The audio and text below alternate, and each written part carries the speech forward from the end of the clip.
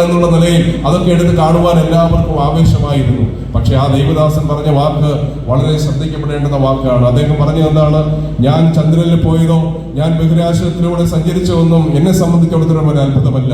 അനധിവിദൂര ഭാവിയിൽ ശാസ്ത്രം ഈ നിലയിൽ മുന്നോട്ട് വർദ്ധിച്ചു വരികയാണെങ്കിൽ നിങ്ങളിലും ചിലർക്കൊക്കെ ഒരുപക്ഷെ ചന്ദ്രനിലേക്ക് പോകുവാൻ സാധിക്കും. ഒരുപക്ഷെ ഭാവിയിൽ നമ്മുടെ മക്കളൊക്കെ അല്ലെങ്കിൽ അവരുടെ അടുത്ത തലമുറകൾ നമ്മുടെ കർത്താവിന്റെ വരവ് താമസിച്ചാൽ, അത് ഞാൻ പറയട്ടെ, നമ്മുടെ കർത്താവിന്റെ വരവ് താമസിച്ചാൽ ഒരുപക്ഷെ വിവാഹം കഴിഞ്ഞിന്ന് അങ്ങ് സിംഗപ്പൂരിലും അമേരിക്കയിലും മറ്റു പല ഇടങ്ങളിലൊക്കെ ഹണിമൂണിന് പോകുന്നത് പോലെ ഒരുപക്ഷെ നമ്മുടെ കർത്താവിന്റെ വരവ് താമസിച്ചാൽ ഒരുപക്ഷെ ഹണിമൂണിനൊക്കെ പോകുന്നത് അങ്ങ് ചന്ദ്രനിലായിരിക്കാം, ഒരുപക്ഷെ ചൊവ്വയിലായിരിക്കും. അപ്പോൾ ഇതിലൂടെയൊക്കെ നടക്കുന്ന അപ്പച്ചന്മാരോട് ചോദിക്കും, മകനെവിടെ? അവനങ്ങ് ചന്ദ്രനില്ല. മോളെവിടെ? അവളങ്ങ് ചൊവ്വയില്ല. ഇങ്ങനെ പറയത്തക്ക നിലയിൽ ഒരുപക്ഷെ ശാസ്ത്രം വർദ്ധിക്കും. അത് എന്റെ വാക്കാണ് ഞാൻ പറഞ്ഞത്. ഈ ദൈവദാസൻ പറഞ്ഞത്, എന്നെ സംബന്ധിച്ചിടത്തോളം മനുഷ്യൻ ചന്ദ്രനിലേക്ക് പോയതോ അവിടെ മനുഷ്യൻ നടന്നതോ ഒന്നും എന്നെ സംബന്ധിച്ചിടത്തോളം അത്ഭുതപ്പെടുത്തുന്ന വിഷയമല്ല. കാരണം ഭാവിയിൽ ഒരുപക്ഷെ നിങ്ങൾക്കും പോകുവാനായിട്ട് സാധിക്കും. എന്നാൽ എന്നെ അത്ഭുതപ്പെടുത്തിയത് ആ ദൈവദാസൻ വളരെ ആവേശത്തോട് പറഞ്ഞത് ഇങ്ങനെയാണ്: ഈ സൂര്യനെ സൃഷ്ടിച്ച, ഈ ചന്ദ്രനെ സൃഷ്ടിച്ച, ഈ ബ്രഹ്മാണ്ഡ ഘടകത്തെ മുഴുവൻ സൃഷ്ടിച്ച, ആകാശത്തെയും അതുപോലെ തന്നെ അതിൽ കാണുന്ന സകലത്തെയും അതിമനോഹരമായ നിലയിൽ സൃഷ്ടിച്ച സർവശക്തനായ ദൈവം, തേജസ്സിന്റെ മണിമകുടമായ ദൈവം, സ്വർഗം സിംഹാസനമായി ഭൂമി പാദപീഠമായി വാണരുളുന്ന സകലത്തെയും ഭരിക്കുന്ന ആ കർത്താവ് ചെറുതായി ചെറുതായി ചുരുങ്ങി മറിയ എന്ന് പറയുന്ന ഒരു സാധു സ്ത്രീയുടെ ഉദരത്തിലൂടെ മനുഷ്യനായിട്ട് ഈ ഭൂമിയിൽ വന്ന മനുഷ്യനായി തന്റെ പരിശുദ്ധ പാദങ്ങളിൽ ഈ ഭൂമിയിൽ ഊന്നി നടന്നു എന്നുള്ളതാണ് എന്നെ സംബന്ധിച്ചിടത്തോളം ഏറ്റവും വലിയ അത്ഭുതങ്ങളിൽ അത്ഭുതം. അതല്ലേ പ്രിയപ്പെട്ടവരെ, കർത്താവായ യേശുക്രിസ്തുവിന്റെ മഹത്വം എത്രയോ വലുതാണ്. അപ്പോൾ യേശുക്രിസ്തു എന്തുകൊണ്ടാണ് സ്വർഗവും ഭൂമിയും നിറഞ്ഞിരുന്ന സർവശക്തനായ ദൈവം, തേജസ്സിന്റെ പ്രഭയായ, തത്വത്തിന്റെ മുദ്രയായ, രാജാതി രാജാവും കർത്താതി കർത്താവുമായവൻ എന്തുകൊണ്ടാണ് മനുഷ്യനായി ഭൂമിയിലേക്ക് വന്നത് എന്ന് ചോദിച്ചാൽ നമ്മുടെ ചാർച്ചക്കാരനായി തീരുവാനായിട്ടാണ്. ദൈവത്തിന് സ്തോത്രം. നമ്മെ വീണ്ടെടുക്കുവാൻ, അല്ലെങ്കിൽ വീണ്ടെടുപ്പ് സാധ്യമാകുകയില്ലായിരുന്നു. ആർക്കാണ് വീണ്ടെടുക്കുവാൻ കഴിയുക? പഴയ നിയമത്തിൽ എത്രയോ ഭക്തന്മാരുണ്ട്. ദാവീദിന് കഴിയുമായിരുന്നോ? അതേ ആദ്യത്തെ രക്തസാക്ഷിയായ ഹാബേലിന് കഴിയുമായിരുന്നോ? ഒരിക്കലുമില്ല. നമ്മൾ വായിക്കുന്നത് ഹാബേലിന്റെ രക്തത്തെക്കാൾ ഗുണകരമായി സംസാരിക്കുന്ന പുണ്യാക രക്തമെന്നാണ്. അങ്ങനെയെങ്കിൽ ഞാൻ ഓർപ്പിക്കട്ടെ, നമ്മുടെ ജീവിതത്തിൽ നമുക്ക് ചാർച്ചക്കാരനായിട്ട്, നമുക്ക് ഏറ്റവും അടുത്ത ഒരു ബന്ധുവായിട്ട്, നമ്മെ പോലെ പാപം ഒഴികെ സകലവിധമാകുന്ന താഴ്ചകളും സ്വയം ശൂന്യമാക്കിക്കൊണ്ട് ഈ ഭൂമിയിലേക്ക് ഇറങ്ങി വന്നവനാണ് നമ്മുടെ കർത്താവ് എന്ന് നമുക്ക് അവിടെ വളരെ വ്യക്തമായിട്ട് മനസ്സിലാക്കുവാനായിട്ട് സാധിക്കും. വീണ്ടും അതിന്റെ 8-9 വാക്യങ്ങൾ നമ്മൾ വായിക്കുമ്പോൾ ഈ ബോബസിന്റെ മറ്റൊരു പ്രത്യേകത, കരുതലും സംരക്ഷണവും നൽകുന്നവനാണ്, ദയയും കരുണയും നൽകുന്നവനാണ് ഈ ബോബസ്. നമ്മുടെ കർത്താവിനെ കുറിച്ച് നമുക്കത് എത്രയോ അനർത്ഥമായ കാര്യമാണ്. നിഴലായിട്ട് നമ്മളത് ചിന്തിക്കുന്നേ ഉള്ളൂ. പൊരുളായിട്ട് നമ്മുടെ കർത്താവിലേക്ക് നോക്കുമ്പോൾ നമ്മുടെ കർത്താവ് എത്രയോ കരുതലുള്ളവനാണ്, എത്രയോ നിലയിൽ ദയവുള്ളവനാണ്. നമുക്കറിയാം, യോഹന്നാന്റെ സുവിശേഷം 21-ാം അധ്യായത്തിൽ തന്നെ തള്ളിപ്പറഞ്ഞുകൊണ്ട്, തന്റെ വാക്കുകളെ വിശ്വസിക്കാതെ തന്നിൽ നിന്ന് അകന്നുപോയ ശിഷ്യന്മാർ അവർ പഴയ ജീവിതത്തിലേക്ക്, ആ ദുർഗന്ധം വമിക്കുന്ന ജീവിതത്തിലേക്ക് പോയപ്പോൾ അവർ വിവശനായി മടങ്ങി വരുമ്പോൾ കാണുന്നത് കർത്താവ് അവർക്ക് വേണ്ടി ചിലതൊക്കെ കരുതി വെക്കുന്നതാണ്. ദൈവത്തിന്റെ സ്നേഹവും ദൈവത്തിന്റെ കരുതലും നമുക്ക് എവിടെ കാണുവാനായിട്ട് കഴിയും. ഈ പുസ്തകത്തിൽ നിന്ന് ഞാൻ കൂടുതൽ വിശദീകരിക്കാൻ ആഗ്രഹിക്കുന്നതിന്റെ വാക്യങ്ങൾ വായിച്ചാൽ നിങ്ങൾക്കത് മനസ്സിലാക്കുവാനായിട്ട് സാധിക്കും. ബോബസിന് രൂത്തിന്റെ മേലുള്ള കരുതലുകളെ കുറിച്ച് നമ്മൾ വായിക്കുന്നത്, അവൾക്ക് വേണ്ടി കറ്റകൾ എന്ത് ചെയ്യുക? മാറ്റിവെക്കുക, ഇത് പറിച്ചിട്ടിരിക്കുക എന്നാണ് നമ്മൾ വായിക്കുന്നത്. എത്ര വിദഗ്ധനായ ഒരു കൊയ്ത്തുകാരൻ കൊയ്താലും കറ്റകൾ അവിടെ കൊഴിയും. അത് ഉടയതമ്പുരാൻ പറഞ്ഞതാണ്. കാരണം ആ കൊഴിഞ്ഞു വീഴുന്നത് ഒരിക്കലും എടുക്കുവാൻ പാടില്ല. അതാർക്കുള്ളതാ? അനാഥർക്കും വിധവമാർക്കും ഉള്ളതാണ്. ഇനി എത്ര വിദഗ്ധനായവൻ കൊയ്താലും കൊഴിഞ്ഞു വീഴും ചിലതൊക്കെ. പക്ഷെ ഇവിടെ കൊഴിഞ്ഞു വീഴുന്നത് മാത്രമല്ല, അവൾക്ക് വേണ്ടി ചിലതൊക്കെ വലിച്ചിട്ടിരിക്കുവാനാണ് പറയുന്നത്. എന്നെ സംബന്ധിച്ചിടത്തോളം ഞാൻ പറയട്ടെ, എന്റെ ജീവിതത്തിൽ ദൈവം എനിക്ക് നൽകിയതെല്ലാം ഈ നിലയിൽ പ്രത്യേകമായി ദൈവം എന്നോട് കരുണ കാണിച്ചതാണ്. ഇവിടെ ഇരിക്കുന്ന ഓരോ വ്യക്തികളോട് ഞാൻ പറയട്ടെ, നമുക്ക് നമ്മുടെ ആരോഗ്യം, നമ്മുടെ വിദ്യാഭ്യാസം, നമുക്കുള്ള ഭൗതികമായ നന്മകൾ, അതുപോലെ ആത്മീയമായ നന്മകൾ, ഇതെല്ലാം ദൈവത്തിന്റെ പ്രത്യേകമായ കരുണയാൽ നമുക്ക് ലഭിച്ചതാണ് എന്ന് അല്ലാതെ നമുക്ക് എന്താണ് പറയുവാനുള്ളത്? പ്രിയപ്പെട്ടവരെ, ഇവിടെ ബോബസിനെ കുറിച്ച് നമുക്ക് കാണുവാനായിട്ട് കഴിയുന്ന അദ്ദേഹം പ്രത്യേക കരുതലുള്ളവനാണ് എന്ന് നമുക്ക് ഓർക്കുവാനായിട്ട് സാധിക്കും. വീണ്ടും അതിന്റെ 5-6 വാക്യങ്ങൾ വായിക്കുമ്പോൾ, 2-ാം അധ്യായം 5-6 വാക്യങ്ങൾ നമ്മൾ വായിക്കുമ്പോൾ നമ്മൾ കാണുന്നത് എന്താണ്?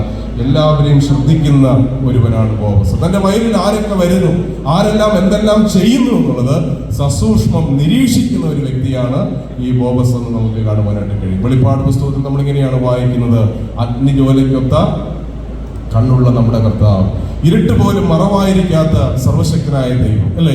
ആ കർത്താവിന്റെ സന്നിധിയിൽ നിന്ന് ആർക്കും ഒന്നും ഒളിച്ചു വെക്കുവാൻ കഴിയുകയില്ല, ആർക്കും ഒന്നും മറച്ചു വെക്കുവാൻ കഴിയുകയില്ല.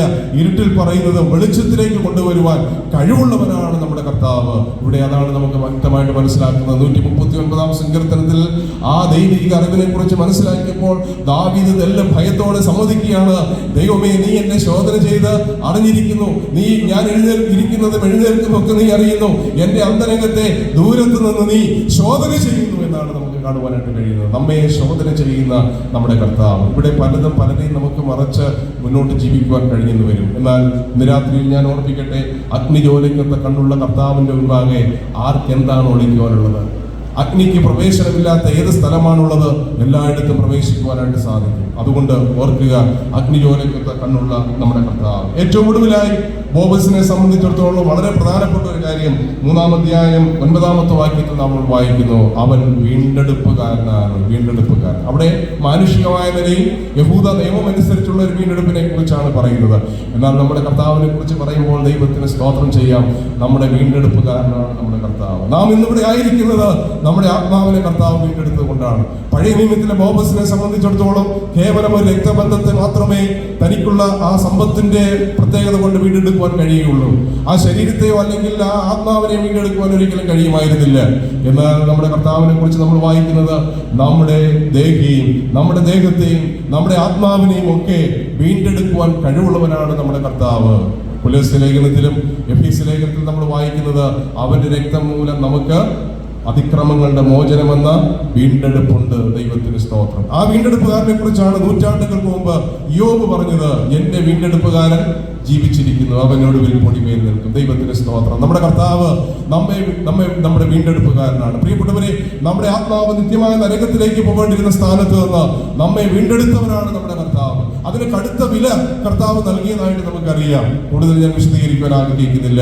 നമ്മുടെ കർത്താവ് ഏറ്റവും അടുത്ത ചാർച്ചക്കാരനായി, ഒരു വീണ്ടെടുപ്പുകാരനായിട്ട് ഈ ഭൂമിയിൽ വന്നു എന്നുള്ളത് നമുക്കേറെ ആശ്വാസം നൽകുന്ന കാര്യമാണ്. മാത്രമല്ല, നമ്മുടെ ആത്മാവിനെ മാത്രമല്ല, നമ്മുടെ ദേഹിയും ദിനംപ്രതി ദൈവവചനത്താൽ തന്റെ കൃപയാൽ വീണ്ടെടുത്തുകൊണ്ടിരിക്കുന്നു. ഇനി ഏറെ താമസിയാതെ നമ്മുടെ ക്ഷയമുള്ള രോഗമാലിന്യങ്ങളുള്ള ശരീരത്തെയും കർത്താവ് വീണ്ടെടുക്കുവാൻ പോകുകയാണ്. ഫിലിപ്പിയ ലേഖനം 3-ാം അധ്യായം 20-21 വാക്യങ്ങളിൽ നമ്മൾ അങ്ങനെയാണ് വായിക്കുന്നത്, നമ്മുടെ പൗരത്വമോ സ്വർഗത്തിലാകുന്നു, അവിടെ നിന്ന് നമ്മുടെ കർത്താവ് വരും. അപ്പോൾ നമ്മുടെ ഈ തേജസ്, ഈ അക്ഷയമായ ഈ ബലഹീനമായ ശരീരത്തെ തേജസ്സേറിയ ശരീരത്തോട് കർത്താവ് രൂപാന്തരപ്പെടുത്തും, തന്റെ മഹത്വമുള്ള ശരീരത്തോട് രൂപാന്തരപ്പെടുത്തും എന്നുള്ളത് ഫിലിപ്പിയ ലേഖനം 3-ാം അധ്യായം 20-21 വാക്യങ്ങളിൽ നമുക്ക് കാണുവാനായിട്ട് കഴിയും. ആ നിലയിൽ നമ്മുടെ കർത്താവ് നമ്മുടെ വീണ്ടെടുപ്പുകാരനാണ്.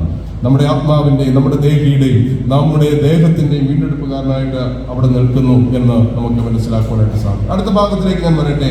ഈ വയലിന് ചില പ്രത്യേകതകളുണ്ട്. ഈ ബോബസിന്റെ വയലിന് ചില പ്രത്യേകതകളുണ്ട്. ഈ വയലിൽ വരിക എന്നുള്ളത് എങ്ങനെയാണ് രൂത്ത് വന്നത്? അവിടെ 2-ാം അധ്യായം 3-ാമത്തെ വാക്യത്തിൽ നാം വായിക്കുന്നത് ഇങ്ങനെയാണ്, ഭാഗ്യവശാൽ അവൾ ഈ ബോബസിന്റെ വയലിൽ വന്നു. രാവിലെ അവൾ അമ്മയോട് അനുവാദം ചോദിച്ചുകൊണ്ട് ഇറങ്ങുമ്പോൾ എവിടെ പോകണമെന്ന് അവൾക്കൊരു ലക്ഷ്യമില്ല. എവിടെ പോകണം, ആരെങ്കിലും എന്നോട് ദയ കാണിക്കുന്നുവെങ്കിൽ അവിടെ ഞാൻ ചെന്ന് അത്യാവശ്യമായത് പിറക്കിയെടുത്തുകൊള്ളാം എന്നുള്ള ഒരു മനോഭാവത്തിലാണ് അവൾ ഇറങ്ങിത്തിരിച്ചത്. നോക്കുക, രൂത്തിന്റെ ജീവിതം അതാണ് ഞാൻ കഴിഞ്ഞ ആഴ്ച ഓർപ്പിച്ചത്. അവളുടെ ഓരോ കാൽവെപ്പുകളും വിശ്വാസത്താലുള്ള ചുവടുവെപ്പായിരുന്നു. ആ വിശ്വാസത്താൽ ചുവടുവെക്കുന്ന കാലുകളെ ഒരിക്കലും ദൈവം പിന്തിരിപ്പിക്കുകയില്ല. സാഹചര്യങ്ങൾ പ്രതികൂലമായിക്കൊള്ളട്ടെ, സാഹചര്യങ്ങൾ മറ്റെന്തുമായിക്കൊള്ളട്ടെ, വിശ്വാസത്താൽ നടക്കാൻ നിങ്ങൾ തീരുമാനിച്ചാൽ നമ്മെ ഏറെ അനുഗ്രഹിക്കുവാൻ, അതിനുള്ള വഴികളെ തുറന്നു തരുവാൻ സർവശക്തനായ ദൈവം മതിയായവനാണ് എന്നുള്ള സത്യം ഈ ഭാഗത്ത് നമുക്ക് മനസ്സിലാക്കുവാനായിട്ട് സാധിക്കുന്നുണ്ട്. അവൾ ഭാഗ്യവശാലാണ് ഇവിടെ ഈ വയലിലെത്തിയത്. ഇന്ന് പ്രിയാങ്കളുടെ ഭവനത്തിൽ ഞങ്ങളായിരുന്നപ്പോൾ പ്രിയ ജോയി അങ്ങളുമായിട്ട് സംസാരിച്ചപ്പോഴും അത് തന്നെയാണ് പറഞ്ഞത്. നാമതേ പശ്ചാത്തലത്തിൽ നിന്ന് മറ്റു മതങ്ങളെയൊക്കെ വിട്ട് ഒരാൾ വേർപെട്ട് വരിക എന്ന് പറയുന്നത് അത് വളരെ ബുദ്ധിമുട്ടുള്ളൊരു കാര്യമാണ്. എന്നാൽ ഭാഗ്യവശാൽ ഈ വയലിലേക്ക് വരുവാൻ നമുക്ക് ദൈവം കൃപ നൽകി. അത് നമ്മുടെ മിടുക്കോ നമ്മുടെ കഴിവോ ഒന്നുമല്ല പ്രിയപ്പെട്ടവരെ, ദൈവം നമ്മളോട് കാണിച്ച വലിയ കരുണയാണ് എന്നുള്ളത് നമുക്ക് മനസ്സിലാക്കുവാനായിട്ട് കഴിയും. ഈ വയലിൽ വരുവാൻ കഴിയുന്നത്, ഈ വയലിൽ വന്നിട്ടുള്ളവരൊക്കെ ഭാഗ്യവാന്മാരാണ്. ദൈവത്തിന് സ്തോത്രം. മറ്റൊരു പ്രത്യേകത, ഈ വയലിൽ കർത്താവിന്റെ സാന്നിധ്യം ഉണ്ട് എന്നുള്ളതാണ്. ബോബസ് അവിടെ പറയുന്നത്, യഹോവ നിങ്ങളോട് കൂടെ ഇരിക്കട്ടെ. ദൈവ സാന്നിധ്യം. ഞാൻ ഇന്ന് പകലിൽ ഓർപ്പിച്ചതുപോലെ നമ്മുടെ ജീവിതത്തിൽ മറ്റൊന്നെല്ലാം മാറിയാലും നഷ്ടപ്പെട്ടാലും നമ്മുടെ ജീവിതത്തിൽ ദൈവ സാന്നിധ്യം ഉണ്ടെങ്കിൽ അത് എത്രയോ ശ്രേഷ്ഠമേറിയ കാര്യമാണ്. പലപ്പോഴും നമ്മൾ വിശ്വാസികൾ യാക്കോബിനെ പോലെയാണ്. യാക്കോബ് പിന്നീട് അബദ്ധം പറ്റി പറഞ്ഞതാണ്, യഹോവ ഇവിടെ ഉണ്ടായിരുന്നു, ഞാനോ അറിഞ്ഞില്ല. ദൈവ സാന്നിധ്യത്തെ പലപ്പോഴും നമുക്ക് തിരിച്ചറിയുവാൻ കഴിയുന്നില്ല. ദൈവസഭയായിട്ട് കൂടി വരുന്ന, ജീവനുള്ള ദൈവത്തിന്റെ സഭയായി കൂടി വരുന്ന വിശ്വാസികൾ ദൈവിക സാന്നിധ്യത്തിലാണ് ഇരിക്കുന്നതെന്നുള്ള ബോധ്യമുണ്ടെങ്കിൽ ഒരിക്കലും അലക്ഷ്യരായിരിക്കുകയില്ല, ഒരിക്കലും അശ്രദ്ധരായിരിക്കുകയില്ല. രാജാതിരാജാവും കർത്താവുമാവിന്റെ സാന്നിധ്യം ഇവിടെ തിളങ്ങി വിളങ്ങുമ്പോൾ, ആ കർത്താവിന്റെ സന്നിധിയിലായിരിക്കുമ്പോൾ അലസരായി, അലക്ഷ്യരായി, അശ്രദ്ധരായി ഒരിക്കലും ഇരിക്കുകയില്ല. അത് പലപ്പോഴും ആ ബോധ്യം നമുക്കില്ലാതെ വരുമ്പോൾ, ആ ഉത്ബോധം നമ്മൾ നഷ്ടപ്പെടുമ്പോഴാണ് നമ്മൾ പലപ്പോഴും ഈ ആത്മീയ കാര്യങ്ങളിൽ ലാഘവത്തോടുകൂടെ നമ്മൾ കാണുന്നത്. ഒരുപക്ഷെ ലോകത്തിലെ ആത്മീയമായ വെളിച്ചം ലഭിക്കാത്ത, ആത്മീയമായ അത്ര കണ്ട് ബോധം ലഭിക്കാത്ത പലർക്കും ഈ ദൈവിക സാന്നിധ്യത്തെ അവരുടെ ജീവിതത്തിൽ അവർക്ക് മനസ്സിലാക്കുവാനായിട്ട് ഇടയായിട്ടുണ്ട്. നിങ്ങൾക്കറിയാമോ, 1995 വരെ കേരളത്തിന്റെ മതമണ്ഡലത്തിൽ, സാംസ്കാരിക സാഹിത്യ മണ്ഡലത്തിൽ നിറഞ്ഞു നിന്ന ഒരു മഹർഷിയായിരുന്നു സ്വാമി നിത്യചൈതന്യയതി എന്ന് പറയുന്ന ഒരു മനുഷ്യൻ. അദ്ദേഹം ധാരാളം പുസ്തകങ്ങളൊക്കെ എഴുതിയിട്ടുണ്ട്. അദ്ദേഹം വളരെ വർഷങ്ങൾക്ക് മുൻപ് മാതൃഭൂമി പത്രത്തിൽ മനുഷ്യ സ്നേഹിയായ ക്രിസ്തു എന്നുള്ള ഒരു ലേഖനം എഴുതുവാനായിട്ട് ഇടയായിത്തീർന്നു. ആ ലേഖനം എഴുതുവാനായിട്ട് അദ്ദേഹത്തെ പ്രേരിപ്പിച്ച ഘടകം അദ്ദേഹം വ്യക്തമാക്കുകയാണ്. അതിന്റെ പിന്നാമ്പുറം എന്ന് പറയുന്നത്, അദ്ദേഹം ആലപ്പുഴയിൽ ജനിച്ചു വളർന്ന ഒരു മനുഷ്യനായിരുന്നു. അദ്ദേഹത്തിന്റെ പൂർവ്വ പേര് ചന്ദ്രപ്പണിക്കർ എന്നാണ്, ജയചന്ദ്ര പണിക്കർ എന്നാണ്. പിന്നീടാണ് സ്വാമി നിത്യചൈതന്യം എന്നുള്ള നാമം സ്വീകരിച്ച് പ്രഭാഷണങ്ങളായി സന്യാസിവരനായി ഈ ലോകത്തിൽ അദ്ദേഹം ജീവിച്ചത്. അദ്ദേഹം അതിനെക്കുറിച്ച് പറഞ്ഞു വെക്കുന്നത് ഇങ്ങനെയാണ്. അദ്ദേഹം പറഞ്ഞത്, അദ്ദേഹത്തിന്റെ കളിക്കൂട്ടുകാരനായി അദ്ദേഹത്തിനോടൊപ്പം ജനിച്ചു വളർന്ന ഒരു നല്ല സുഹൃത്ത് തനിക്കുണ്ടായിരുന്നു, ബാല്യകാല സഖി, ഒരു സുഹൃത്ത്. ആ സുഹൃത്ത് ചില നാളുകൾ കഴിഞ്ഞു, ഇവർ തമ്മിൽ പിരിഞ്ഞു വർഷങ്ങളായി. എങ്ങനെയോ ഇദ്ദേഹം ഈ ഗുരു അറിയുകയാണ്, ആ മനുഷ്യൻ തന്റെ കൂട്ടുകാരൻ, ആ ബാല്യകാലത്തിലുണ്ടായിരുന്ന കൂട്ടുകാരൻ രോഗിയായി ശയ്യാവലംബയായി കിടക്കുകയാണ്. നോക്കുവാനോ ശുശ്രൂഷിക്കുവാനോ ആരുമില്ല. ആ ഒരു വല്ലാത്ത സാഹചര്യത്തിൽ താൻ കിടക്കുകയാണെന്നുള്ള കാര്യം ഈ ഗുരു മനസ്സിലാക്കും.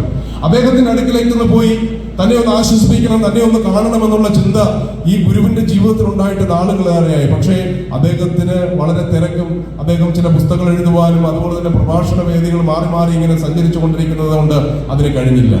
ഏറ്റവും ഒടുവിലായി അദ്ദേഹം കേട്ടു, ആ മനുഷ്യൻ, തന്റെ കൂട്ടുകാരൻ വളരെ രോഗശയ്യയിലാണ്, ഒരുപക്ഷെ ഇനി ജീവിതത്തിലേക്ക് മടങ്ങി വരിക എന്ന് പറയുന്നത് അസാധ്യമാണ്.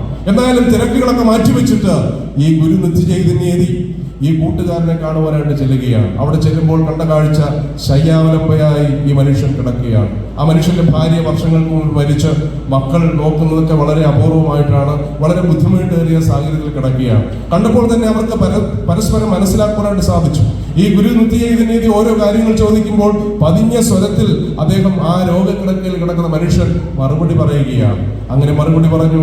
അവരുടെ ബാല്യകാല സ്മരണകളൊക്കെ അവരൊന്ന് അയവിറക്കി, അവരെ ചിരിക്കുകയും അതുപോലെ തന്നെ കരയുകയും ഒക്കെ ചെയ്തു. ഏറ്റവും ഒടുവിലായി തനിക്ക് അവിടെ വിട്ട് പോകേണ്ടുന്ന സമയമായപ്പോൾ ഈ ഗുരു നിത്യചൈതന്യയതി എഴുന്നേറ്റ് ഈ മനുഷ്യന്റെ, രോഗിയായി കിടക്കുന്ന മനുഷ്യന്റെ കരത്തിൽ ചെന്ന് പിടിച്ചിട്ട് ഇങ്ങനെ പറഞ്ഞു, ഒറ്റയ്ക്കായി പോയി എന്നൊരു തോന്നലുണ്ടോ നിനക്ക്? ഒറ്റയ്ക്കായി പോയി എന്ന് നിന്നെ ഒരു ചിന്ത അലട്ടുന്നുണ്ടോ, അങ്ങനൊരു തോന്നലുണ്ടോ എന്നാണ്. പിന്നീടുള്ള വാക്കുകൾ, ഗുരു നിത്യചൈതന്യയുടെ വാക്കുകൾ ഞാൻ ഇങ്ങനെ കടമെടുത്ത് പറയട്ടെ. അദ്ദേഹം നോക്കിയപ്പോൾ അവന്റെ കണ്ണുകൾ തിളങ്ങുകയായിരുന്നു. അദ്ദേഹം പറയുകയാണ്, അവന്റെ കണ്ണുകളിൽ എന്തെന്നില്ലാത്തൊരു തിളക്കം, അവന്റെ ഞരമ്പുകളൊക്കെ വലിഞ്ഞു മുറുകി. അവൻ ഒച്ചയിൽ ഇങ്ങനെ ഇദ്ദേഹത്തോട് ചോദിച്ചതാണ്, നിന്നോട് ആരാ പറഞ്ഞത് ഞാൻ ഒറ്റയ്ക്കെന്ന്? നിന്നോട് ആരാ പറഞ്ഞത് ഞാൻ ഒറ്റയ്ക്കെന്ന്? ഞാൻ ഒറ്റയ്ക്കല്ല. എന്റെ രോഗക്കിടക്കയിൽ എന്നോട് കൂടെ ഇരിക്കുന്ന, എന്നെ ആശ്വസിപ്പിക്കുന്ന ഒരു ആത്മസ്നേഹിതനെ ഞാൻ കണ്ടെത്തി. അപ്പോൾ ഈ ഗുരു ചോദിക്കുകയാണ്, അതാരാണ്? എവിടെയാണ് അദ്ദേഹം? അപ്പോൾ ആ മനുഷ്യൻ പറയുകയാണ്, അത് നസറേയനായ യേശു ക്രിസ്തു. ദൈവത്തിന് സ്തോത്രം. എന്ന് കേൾക്കുന്ന പ്രിയപ്പെട്ടവരെ, നമ്മുടെ ഭാഷയിൽ പറഞ്ഞാൽ ആ രോഗിയായ മനുഷ്യൻ രക്ഷിക്കപ്പെട്ടവനാണോ, സ്നാനപ്പെട്ടവനാണോ, വേർപെട്ടവനാണോ, ആഴ്ചപ്പെട്ട നാൾ അപ്പം മുറിച്ച് കർത്താവിനെ ആരാധിക്കുന്ന വ്യക്തിയാണോ എന്ന് എനിക്ക് അറിഞ്ഞുകൂടാ. പക്ഷെ ഒരു കാര്യം എനിക്കറിയാം, ഒരുപക്ഷെ ഏതെങ്കിലും ഒരു സുവിശേഷം ട്രാക്ട് കൊടുത്തപ്പോൾ, അല്ലെങ്കിൽ ഏതെങ്കിലും ഒരു സുവിശേഷം പറഞ്ഞപ്പോൾ, അദ്ദേഹം രോഗക്കിടക്കയിൽ ആശുപത്രിയായിരുന്നപ്പോൾ ഏതെങ്കിലും ഒരു വ്യക്തി സുവിശേഷം പറഞ്ഞപ്പോൾ ആ യേശുവിനെ അദ്ദേഹം കർത്താവായി രക്ഷിതാവായിട്ട് ഹൃദയത്തിൽ സ്വീകരിച്ചു കാണും. ഒരുപക്ഷെ ബാക്കി ആത്മീയ കാര്യങ്ങളൊന്നും ചെയ്യാനുള്ള ത്രാണി ആ ശരീരത്തിൽ ഉണ്ടായിട്ടില്ല. ഒരുപക്ഷെ ആ നിലയിലുള്ള പരിജ്ഞാനത്തിലേക്ക് നടത്തുവാൻ ആരും അങ്ങോട്ട് പോയിട്ടില്ല എങ്കിലും അദ്ദേഹം ഒരു നല്ല സ്നേഹിതനെ, തന്നോട് കൂടെ ഇരിക്കുന്ന സ്നേഹിതനെ അദ്ദേഹം കണ്ടെത്തി. എത്രയോ അനുഗ്രഹിക്കപ്പെട്ട ഒരു യാഥാർത്ഥ്യമാണ് പ്രിയപ്പെട്ടവരെ. നമ്മെ ഒരു നാളും ഒരു കാരണത്താലും കൈവിടാത്തവനാണ് നമ്മുടെ കർത്താവ്. രോഗത്തിന്റെ നടുവിലും ഇല്ലായ്മയുടെ നടുവിലും നമ്മളോട് കൂടെ ഇരിക്കുന്നവനാണ് നമ്മുടെ കർത്താവ്.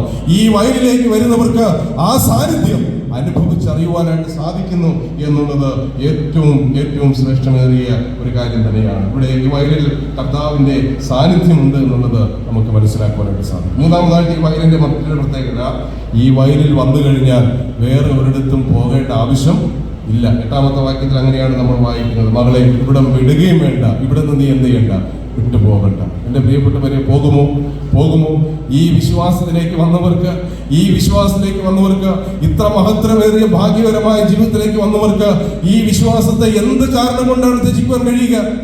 ഒരിക്കലും ത്യജിക്കുവാൻ കഴിയുകയില്ല. ഇനി അങ്ങനെ ആരെങ്കിലും ത്യജിക്കുന്നുവെങ്കിൽ, ഈ വിശ്വാസത്തെ പുറന്തള്ളിക്കൊണ്ട് പോകുന്നുവെങ്കിൽ, അവരൊന്നും യഥാർത്ഥത്തിൽ വിശ്വസിച്ച് ആ വിശ്വാസം നെഞ്ചിലേക്ക് വന്നവരല്ല എന്നുള്ളത് വളരെ വ്യക്തമായിട്ട് ഞാൻ ഓർമ്മിക്കുവാൻ ആഗ്രഹിക്കുന്നു. ഈ വിശ്വാസത്തിലേക്ക് വന്നപ്പോൾ കടുത്ത വിലയൊക്കെ കൊടുത്തവർ, അവരുടെ ജീവിതത്തിൽ അവർ അഭിമുഖീകരിച്ച ചില ചോദ്യങ്ങളുണ്ട്. നമുക്കറിയാം, ഞങ്ങളൊക്കെ നാമധേയ ബന്ധം വിട്ട് ഈ വിശ്വാസത്തിലേക്ക് വന്നപ്പോൾ പലരും കളിയാക്കി ചോദിച്ചതാ, ഇതെന്തൊരു സഭയാണെന്നാണ്. ഇതെന്തൊരു സഭയാണ്? നോക്കുക, ഇവിടെ പ്രത്യേകതകൾ, വേഷഭൂഷാദികളോ വടിയോ കൊടിയോ കുരിശോ മറ്റൊന്നും തന്നെ ഇല്ല. ഇതെന്തൊരു സഭയെന്നാണ്. ചിലരൊക്കെ ഞങ്ങളോട് ചോദിച്ചതാണ്, നിങ്ങൾ എന്തൊരു സഭയാണ്, നിങ്ങൾക്ക് മധ്യസ്ഥന്മാരുണ്ടോ? ചോദ്യം, മധ്യസ്ഥന്മാരുണ്ടോ? ഞങ്ങൾക്ക് നോക്കുക, കരയ്ക്ക് ഒരു മധ്യസ്ഥൻ, കടലിനൊരു മധ്യസ്ഥൻ, ഒരു കുഞ്ഞ് ജനിച്ചാൽ ജനനത്തിനൊരു മധ്യസ്ഥൻ, കല്യാണം കഴിയുമ്പോൾ ഒരു മധ്യസ്ഥൻ, മരണത്തിന് മറ്റൊരു മധ്യസ്ഥൻ, അതുപോലെ വീട് പാർക്കലിന് വേറൊരു മധ്യസ്ഥൻ. ഇങ്ങനെ മധ്യസ്ഥന്മാരുണ്ടോ? ആദ്യ നാളുകൾ ആ ചോദ്യത്തിന് മറുപടി പറയാൻ കഴിഞ്ഞില്ലേ? പിന്നീട് ഒരിക്കൽ മൈക്കൊക്കെ വെച്ച് കെട്ടി അവരുടെ ചോദ്യങ്ങൾക്ക് മറുപടി പറയേണ്ടതായിട്ട് വന്ന് ഞാൻ പറയട്ടെ പ്രിയപ്പെട്ടവരെ, മധ്യസ്ഥനുണ്ട്. ആരാ നമ്മുടെ മധ്യസ്ഥൻ? പൗലോസ് എഴുതിയ ലേഖനത്തിൽ തിമോഥെയോസിന്റെ നമ്മൾ വായിക്കുന്നു, ദൈവം ഒരുവനല്ലോ, ദൈവത്തിന് മനുഷ്യർക്ക് മധ്യസ്ഥൻ ഒരുവൻ മാത്രം. നമുക്കിതുപോലെയുള്ള അനവധി മധ്യസ്ഥന്മാരുടെ ആവശ്യമൊന്നുമില്ല കേട്ടോ.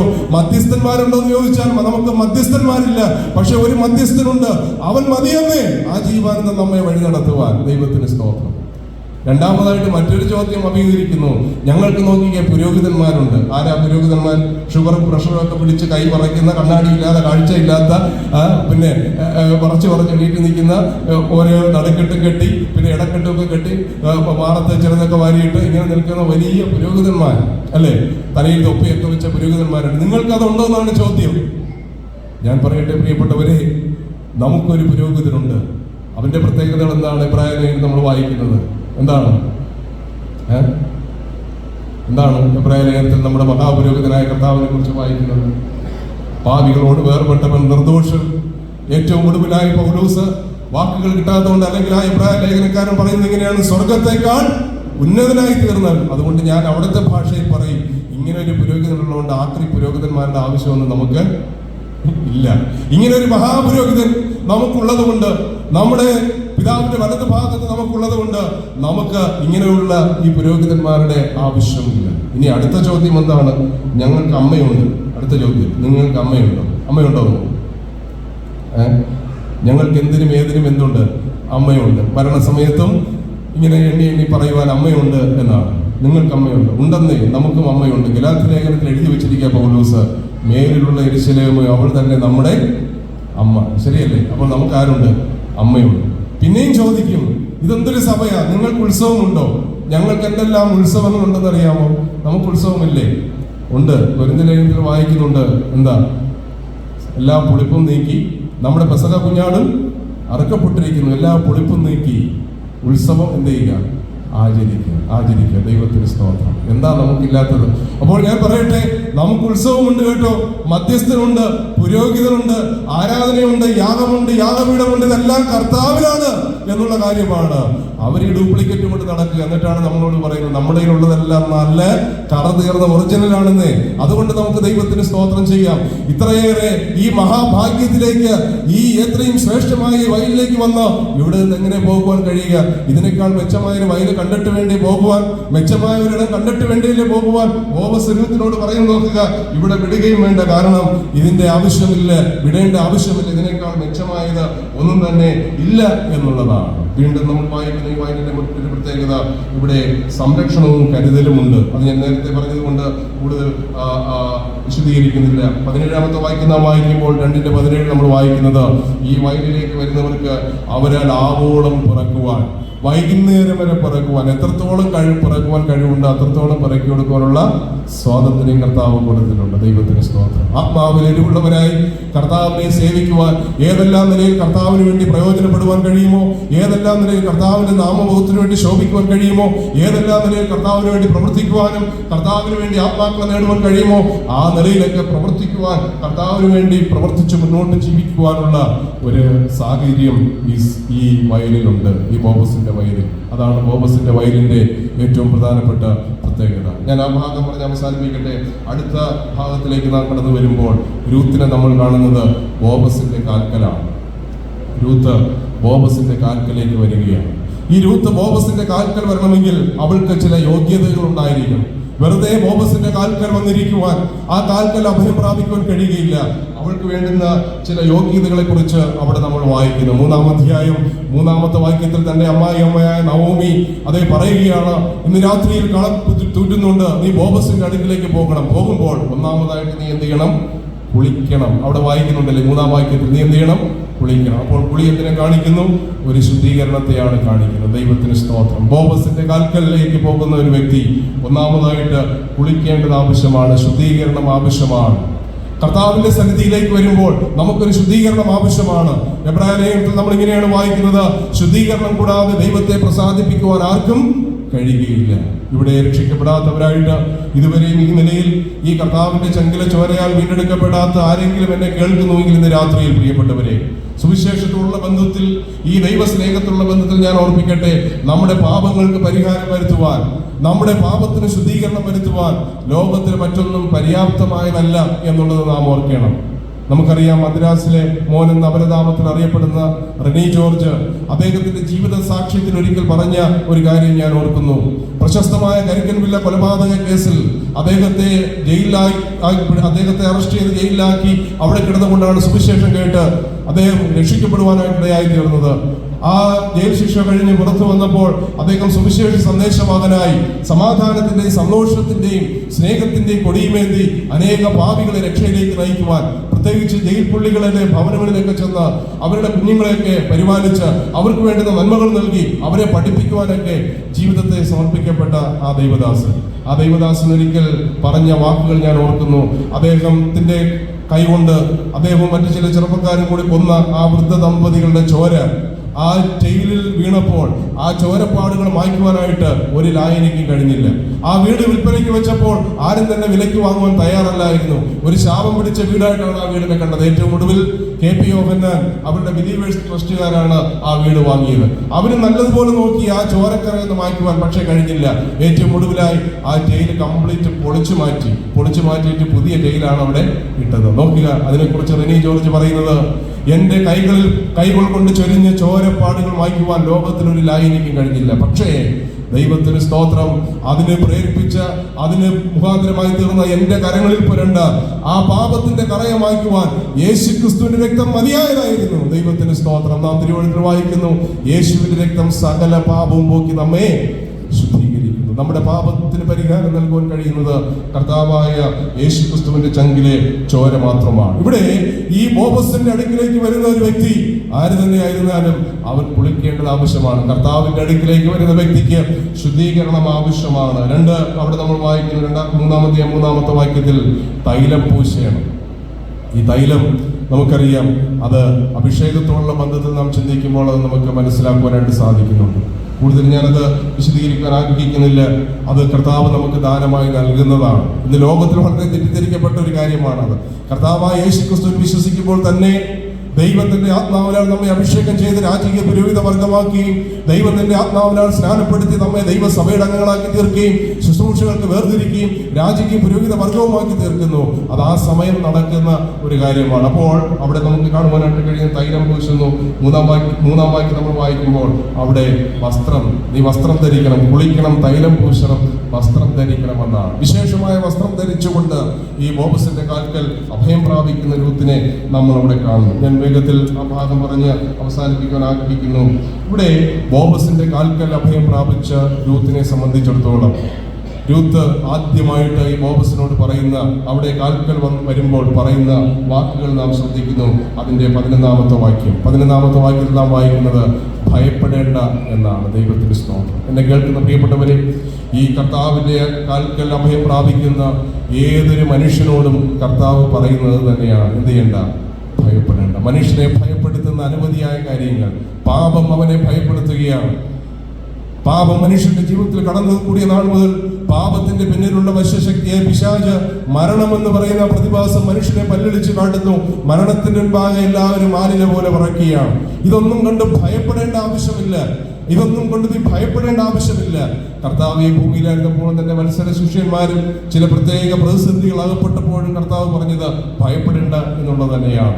ആട്ടിടയന്മാർ വെളിപ്രദേശത്ത് ആടുകളെ മേയിച്ചുകൊണ്ട് കിടക്കുമ്പോൾ സ്വർഗം ഭൂമിയെ സന്ദർശിച്ച ആ മംഗളവാർത്ത, ആ സുവാർത്ത അറിയിക്കുമ്പോൾ ആദ്യം പറഞ്ഞത് ഇതാണ്: ഭയപ്പെടേണ്ട, സർവ്വജനത്തിനും ഉണ്ടാകുവാനുള്ള മഹാസന്തോഷം. നോക്കുക, ഭയപ്പെടേണ്ട എന്നുള്ള വാക്ക് എത്രയോ ശ്രേഷ്ഠമേറിയ കാര്യമാണ്. ഇത് പറയുന്നത് ആരാണ്? കർത്താവാണ്. മനുഷ്യർ പറഞ്ഞാൽ ഒരുപക്ഷെ പറയുന്നവരും ഭയപ്പെട്ടു പോകുന്ന സാഹചര്യങ്ങൾ ഒരുപക്ഷെ നമ്മുടെ ജീവിതത്തിൽ ഉണ്ടാകാം. എന്നാൽ ഇവിടെ സർവശക്തനായ ദൈവമാണ് പറയുന്നത്.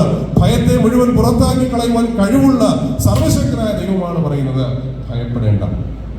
2, ബോബസിന് രൂത്തിനോട് പറയുവാനുള്ളത്, മകളെ, നീ ഭയപ്പെടേണ്ട, നീ ചോദിക്കുന്നതൊക്കെ ഞാൻ നിനക്ക് തരാം എന്നാണ്. ഞാൻ പറയട്ടെ, അവിടെ ബോബസിന് ചില പരിമിതികളുണ്ട്. എന്നാൽ നമ്മുടെ കർത്താവിനെ കുറിച്ച് പൗലൂസ് എഴുതിയിരിക്കുന്നത് എന്താണ്? നാം ചോദിക്കുന്നതിലും നനയ്ക്കുന്നതിലും അപ്പുറമായി തരുവാൻ. ഒരു രാജാവിനെ സംബന്ധിച്ചിടത്തോളം ഏറ്റവും കൂടുതൽ കൊടുക്കുവാൻ കഴിയുന്നത് നമുക്കറിയാം. ഹെരോദാവ് പറയുകയാണ്, രാജ്യത്തിന്റെ പകുതി വേണമെങ്കിൽ ഞാൻ നിനക്ക് തരാം എന്നാണ്. രാജ്യം മുഴുവനായിട്ട് തരാൻ പറ്റുകയില്ല. പക്ഷേ ഇവിടെ നോക്കുക, ബോബസ് പറയുകയാണ്, നീ ചോദിക്കുന്നതൊക്കെയും നിനക്ക് തരാം. നമ്മുടെ കർത്താവ് പറയുന്നത് എത്രയോ ശ്രേഷ്ഠമേറിയ കാര്യമാണ്. നാം ചോദിക്കുന്നതിനും നനയ്ക്കുന്നതിനും അത്യന്തപരമായി തരുവാൻ കഴിവുള്ളവനാണ് നമ്മുടെ കർത്താവ്. എൻ്റെ പ്രിയപ്പെട്ടവരെ, ദൈവസന്നിധിയിൽ നാം യാചിക്കുമ്പോൾ, നാം പ്രാർത്ഥിക്കുമ്പോൾ, ഏതൊരു സമയത്തും ഏതൊരു സാഹചര്യത്തിലും നമുക്ക് ചെയ്യാൻ കഴിയുന്ന ഒരു കാര്യമാണല്ലോ പ്രാർത്ഥന എന്ന് പറയുന്നത്.